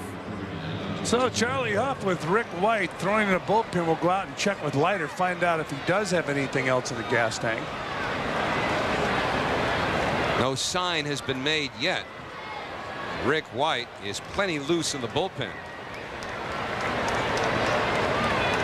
They're going to allow up. They're going to give. He said something to Al Leiter and went to the bullpen. So Al probably said it's on empty. Al Leiter for well over 100 pitches. Good job on a difficult day, and Al appreciates the reaction from the crowd as well as that of his teammates. So he'll leave with the Mets in front 4-3. Angel Echeverria will be scheduled to face Rick White, but Leiter has done his job. Was threatening to burst. That meant pressure. Pitchers Al Leiter of the Mets and Jamie Wright of the Milwaukee Brewers. They had a pitch through the elements. Mark Johnson helped out defensively, although it produced a sac fly for the Brewers, who took an early lead. McEwing would get the Mets a run, but then Hernandez with a home run had Milwaukee in front 3-1. The Mets resilient, tied the game, and then McEwing connected. And to this point, that's the hit that has the Mets in the lead. Add it all up, and this is our GM game summary. Blanco and Burnett's sacrifice flies. McEwing had the big ball. Home run number 6. Got a bigger blow in the ball game. McEwing right there at number 6. And the Mets have a 1-run lead. Al Leiter pitched a nice ball game again today, giving up only 5 hits and 3 runs. Mets have a 4-3 lead. So now Rick White on to face Angel Echeverria, who has 1 out of 3. White has been pretty effective, particularly since the trade of Wendell and Cook, and White's responsibilities become the later innings. 0-2. And again, one would assume that John Franco will have an opportunity to close today if things stay the same. Al Leiter threw well over 100 pitches on a very hot day. We showed you 123 pitches thrown by Al Leiter.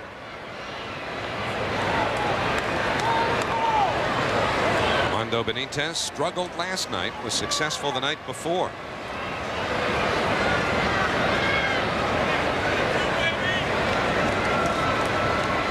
Four 8-0 for the Mets, 3-5-0 for Milwaukee. White ready, and the pitch to Echeverria on the outside corner. So White slipped the slider over the outer edge. And there are 2 men away. So from Leiter to White, that slider gets the big guy as your hands collapse. Strike 3 call.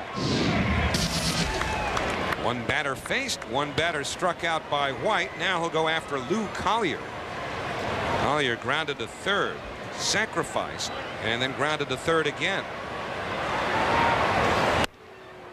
Wilson thought about throwing in behind the runner as the pitch is taken for a ball. Richie Sexson drew a walk on the last pitch thrown by Leiter this afternoon. Well, hoping the bullpen can hold on and give him his 7th win of the year.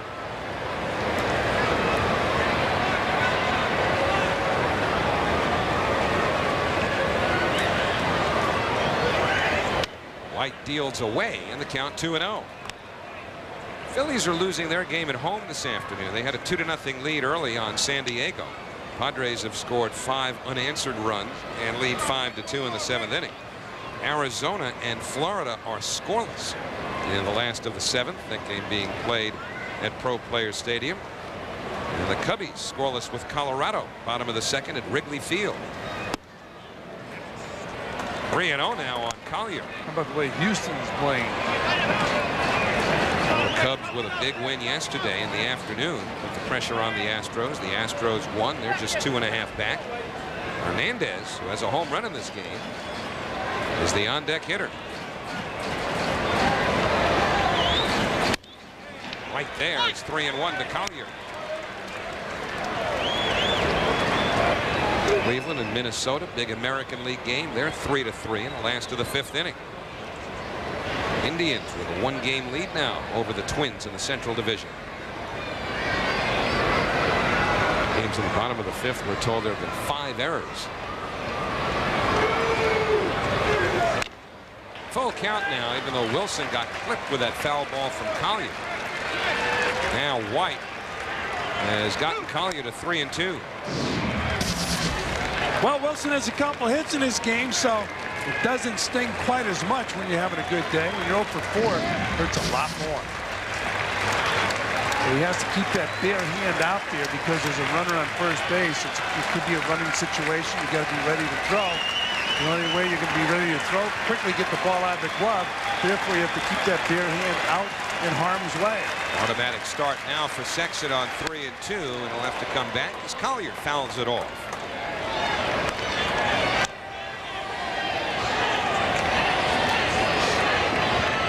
Richie Sexton has drawn 3 walks in this game.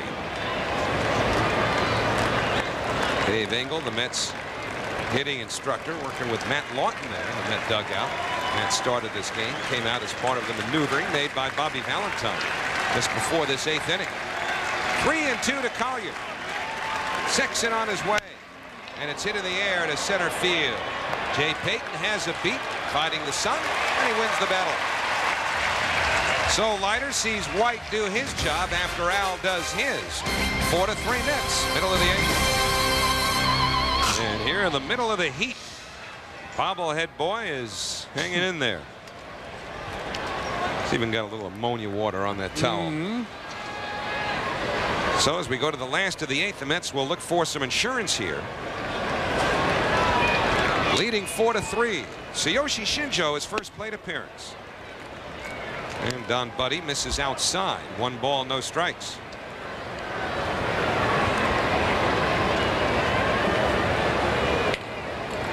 Shinjo batting in the spot that was occupied by Lenny Harris, who went 1 for 3. And Mike Buddy throws strike 1 to Shinjo. 1 ball, 1 strike. Shinjo, Payton, and Wilson scheduled up for the Mets, but Piazza's getting ready in case they get down to the 4th hitter in this inning. That would be the pitcher spot. Yeah, when you have that guy in the dugout, you'd like to get him at least 1 at bat. Slowly hit. Buddy off the mound. He'll have to hurry. And he gets it there, 1 away. You mentioned that insurance running. Imperative in a ball game like this to get another run. And Armando Benitez is up and throwing in a bullpen. Howie would have babied him and not used him today. Well, they weren't sure before the game, but he can throw. Guy's 6'5", 250 pounds, but 27 years old. Bobby's got Armando throwing. John Franco's been a little nicked up over the last couple of weeks as well. Had a knee problem. Minor soreness in the elbow. Surprising that we didn't see John up. John's going to be honored on August 20th. John Franco Day in Brooklyn at the News. Will pop up by Payton, handled by Collier for the second out. The ballpark in Brooklyn is going to be John Franco Day. So 2 out, nobody on, and Vance Wilson will be the batter. Another good day for Vance offensively. 2 out of 2. He's been hit by a pitch. He's been on all 3 times.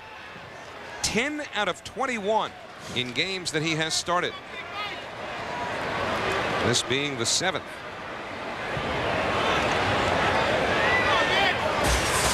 It was good to see the man who essentially Wilson succeeded as the backup catcher. Todd Pratt had a good day over the weekend. He had 3 doubles in 1 game. Well, this gives Todd Pratt an opportunity to play a lot more than he would in New York. Of course, then he's got Mike Lieberthal coming back next year. 2-0 to Wilson. You saw Piazza on deck, ready in case Wilson should get on.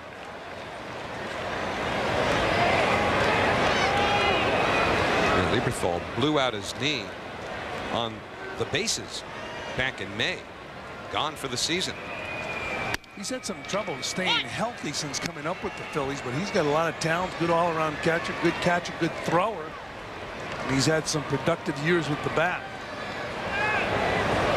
2-1 to Wilson with 2 out and nobody on. 4-3 New York. We're in the last of the 8th. And the count now 2-2.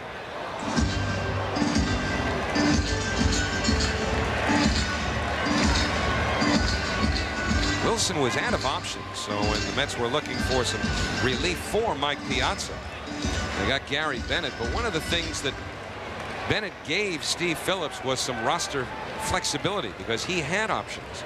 And so Bennett was sent down to Norfolk. A little chopper foul by Wilson. Might expect to see Bennett and several others up here next month when the rosters are expanded as of September 1st. The Mets are getting more of an opportunity now to see Vance Wilson, to see if he fits into that backup role for the next few years.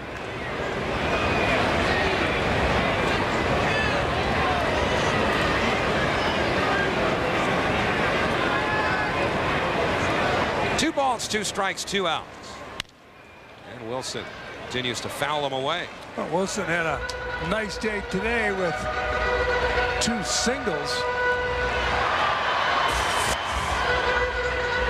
Makes the day, you know, there's a lot more comfortable when you play and you get a couple hits. I don't care how hot it gets. He's done a nice job catching Al Leiter. Al Leiter's a job to catch because his stuff is so nasty. Got him. Wilson down on strikes. Mike Buddy retires the side in order. He's picked up all 4 that he's faced. So Piazza will head back to the dugout. And the Brewers will take their last shot of the ninth. And is proud to team up with the Mets for a new program, Amazing Kids. Over 13,000 amazing kids are being rewarded for their dedication to a successful future with Met tickets and other incentives. Join me in saluting these truly amazing kids. For more information about cheering for children, call 212-465-4170. Inside Pitch. Inside Pitch is must-reading for every Mets fan. Each monthly issue includes player features, historical articles, minor league coverage, stats, national columnists, and much, much more. 12 monthly issues of Inside Pitch are only $29.95, plus the free Mets yearbook and schedule poster. To place your order, call now toll-free, 1-800-421-775. Have you missed any of this game? Well, you can relive the action on Mets Double Take. That'll be tonight at 7 right here on Fox Sports Net. A game the Mets are hoping to close out here in the 9th inning. Not with Armando Benitez, who is still up in the pen. But Rick White is going to get a chance to pick up his 2nd save of the year, as White, who retired the 2 batters he faced in the 8th inning, will go after Jose Hernandez. Brewers have right-handed hitters scheduled up, at least the next 2, Hernandez and then Henry Blanco. Mercury in that thermometer, we were just wondering whether it was going to burst through the top there by the time this afternoon was over. Of course, that's attached to our camera, which I understand, tends to heat up as games go on. Mike Crispino has some friends in the building. Hernandez hit a home run his last time up, but he waves at that slider from White. 0-1. Hernandez hit his 18th home run to give Milwaukee a 3-1 lead. The Mets came back with 2 in the 6th and then 1 in the 7th on the McEwing home run to grab the lead. Another breaking ball, and it's 0-2. Well, it's feast or famine with Jose Hernandez. We talked about his propensity for striking out. Yet he hit that long home run in his ball game. He grounded it short his first time up and then got an intentional pass and then went deep.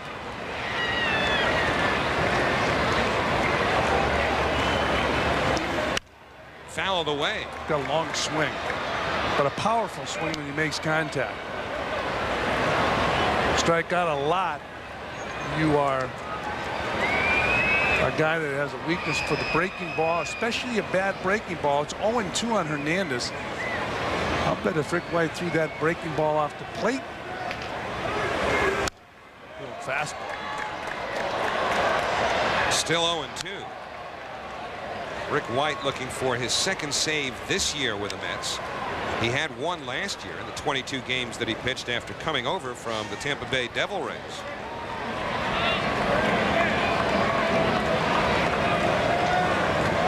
White from the stretch with nobody on. And Hernandez continues to make him work. Yeah, even when he's fooled right now, Hernandez is making contact and fouling the ball off. This would really be the first pressure save for White this year, because the one that he has was one of those 3-inning saves in a blowout. Mets beat the Orioles 10-3 at Camden Yards back in June.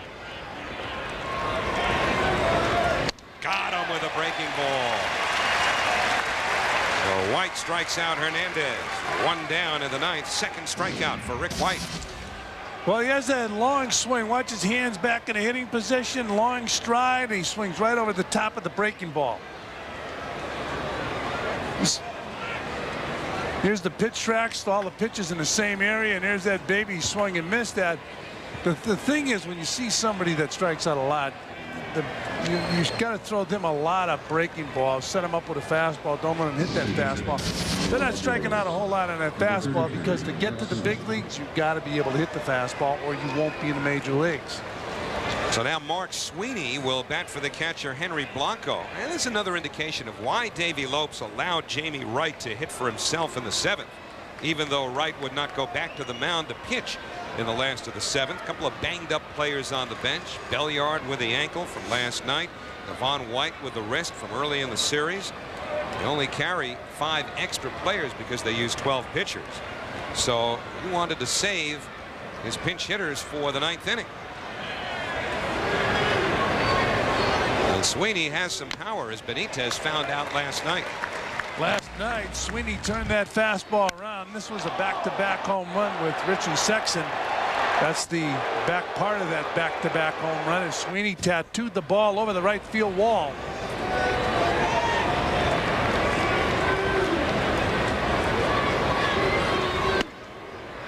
Strike 2 to Sweeney.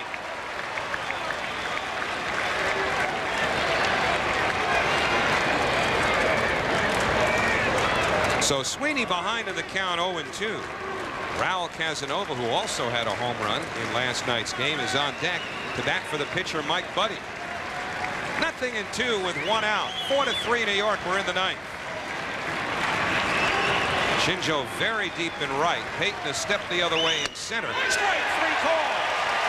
Nice pitch by Rick White. Right on the corner, the inside part of the plate. Sweeney didn't like the call, but the home plate umpire, Bill Wilkie, said, "You are out of your ball, came back." Good ball movement from Rick White. Outstanding pitch from up above. Excellent pitch right on the corner. And when you're a hitter and you strike out, you're not happy. You want to get the call. And that's why Sweeney is arguing right there. But it was a strike. 2 outs, nobody on. Raul Casanova batting for Buddy. Last chance for the Brewers. Breaking ball sits high, 1-0. So White has faced 4 batters, struck out 3 of them. Casanova, who splits the catching for Davy Lopes with Henry Blanco, the man that Sweeney just struck out as a pinch hitter for. A switch hitter batting from the left side. And he hits it in the air, left center. In comes McEwing to put it in the books, and the New York Mets have swept the Milwaukee Brewers. You're right that Joe McEwing catches the last out of the ball game because he hit the home run in the game to tell the story. Let's not forget Al Leiter. He pitched a whale of a ball game, and Rick White came in and dominated out of the bullpen. So on a hot day here at Shea Stadium, the Mets step up and they bring the broom with them and they sweep the Milwaukee Brewers. Now the Brewers swept 3 from the Mets at Miller Park in April. And now the Mets return the favor here at Shea Stadium. McEwing the hero. He drove in half of the Mets' runs. But the winner was a home run by McEwing in the 7th inning. 4-3 New York, the final. Everything they can. Having omelets at Shea. You could fry an egg on the dugout steps. And the heat early on applied by Al Leiter. He was tremendous, striking out Jeremy Brunetz to end the 2nd. Top of the 6th, 2 out. Jose Hernandez, though, puts the Brewers up by 2. Solo shot to straightaway center. 3-1 Brewers at the time, and the fans doing anything they could to cool off. But the Met bats were getting hot at just the right time. Bottom of the 6th, the Mets answer in the bottom of the inning. 2 out, runners on 1st and 3rd. After a Mark Johnson double, made it 3-2. Vance Wilson. An 0-2 flare to center. It drops in. Base hit to center. Johnson scores. We're tied at 3. Bottom of the 7th, Joe McEwing in a tie game. The leadoff hitter. No extra innings at Shea today. He goes deep to left. McEwing with the go-ahead home run. The Mets on top by 4-3 as the ball lands in the bleachers. And Rick White on to try and get the save in the 9th inning. 2 out, bases empty. And Raul Casanova flares to left field. That's the final out of the game. And the Mets come from behind in 102-degree heat to beat the Milwaukee Brewers and sweep the series. 4-3 is your final. The real hero of this game for the Mets, in spite of the home run hit by McEwing, Al Leiter, throwing 124 pitches over 7 1/3 innings. And again, 102-degree heat today. He drops his ERA to 3.48. He gets the win. Though the save for Rick White was his 2nd. McEwing 2 for 4 with a couple of RBIs and the home run. Mark Johnson came into the game, went 1 for 2 with an RBI and a run scored. Vance Wilson, who has been outstanding, now 4 for 9 for the Mets since coming back up to the big leagues with runners in scoring position. 2 for 3 with the game-tying RBI, and this certainly a solid win this afternoon for the New York Mets. You battled him in that whole at-bat. Was it a guess as to what he was going to throw you on that pitch? Well, just trying to pick up release point there and try to put a good swing on and try to get something going. You know, leading off the inning there in a tie game, trying to get on base any possible way and get something going. You were speeding around the bases. You must have known it was gone the way it felt coming off the bat, but maybe not. I don't hit too many of them to know when I get them, but it was a good feeling coming off the bat, and you know, I don't ever want to show anybody up, so that's the way I go about playing the game.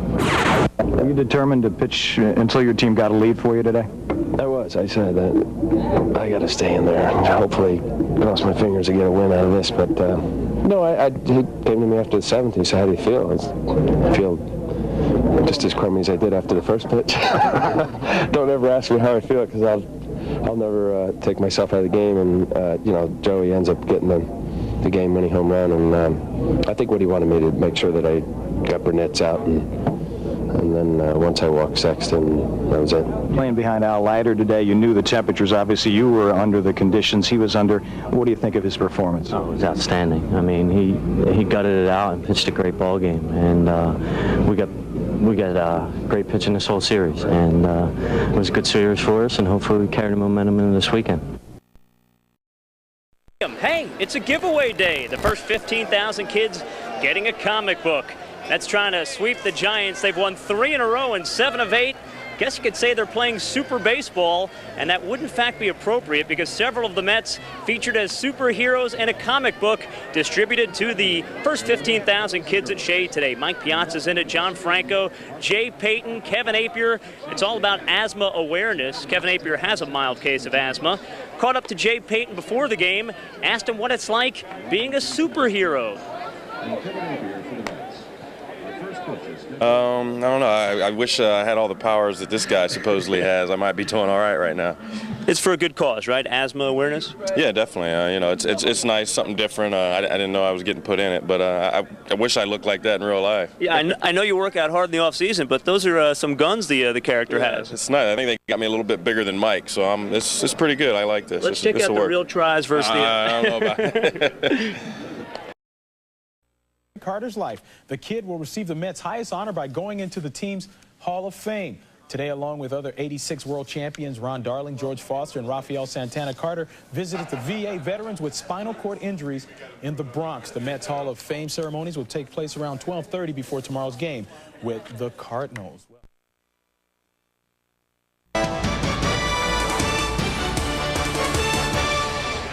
So Ray Ordonez getting a shot at driving in the winning run.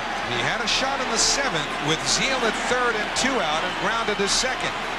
Line drive, left field, Mets win. Ray Ordonez with a game-winning hit. Zeal comes around to score, and the Mets win it 1-0 in 10 innings. That's a big hit for the Mets and a bigger hit for that kid Ray Ordonez. In his last at bat, Al Leiter tried to bunt the ball and popped out to the first baseman, Derek Lee. Swings and hits it out to left center field. Diving for it. Wilson couldn't get it. That's going to roll all the way to the wall. Denny Agliani scores. Ordonez scores. Can you believe this? A triple for Al Leiter. Watch him run. Big Al. How about that? Al Leiter, a triple and 2 RBIs. And listen to this place. Mets trail 2-0, cut it to 2-1. Brewers added a run, but the Mets came up with 2 in the 6th. And that's where we are with New York trying to break the tie here in the 7th. Ooh. Deep to left center. They just might. Back goes Echevarria, save for Mouton, and it's gone! A home run for McEwing. And the Mets have taken the lead 4-3.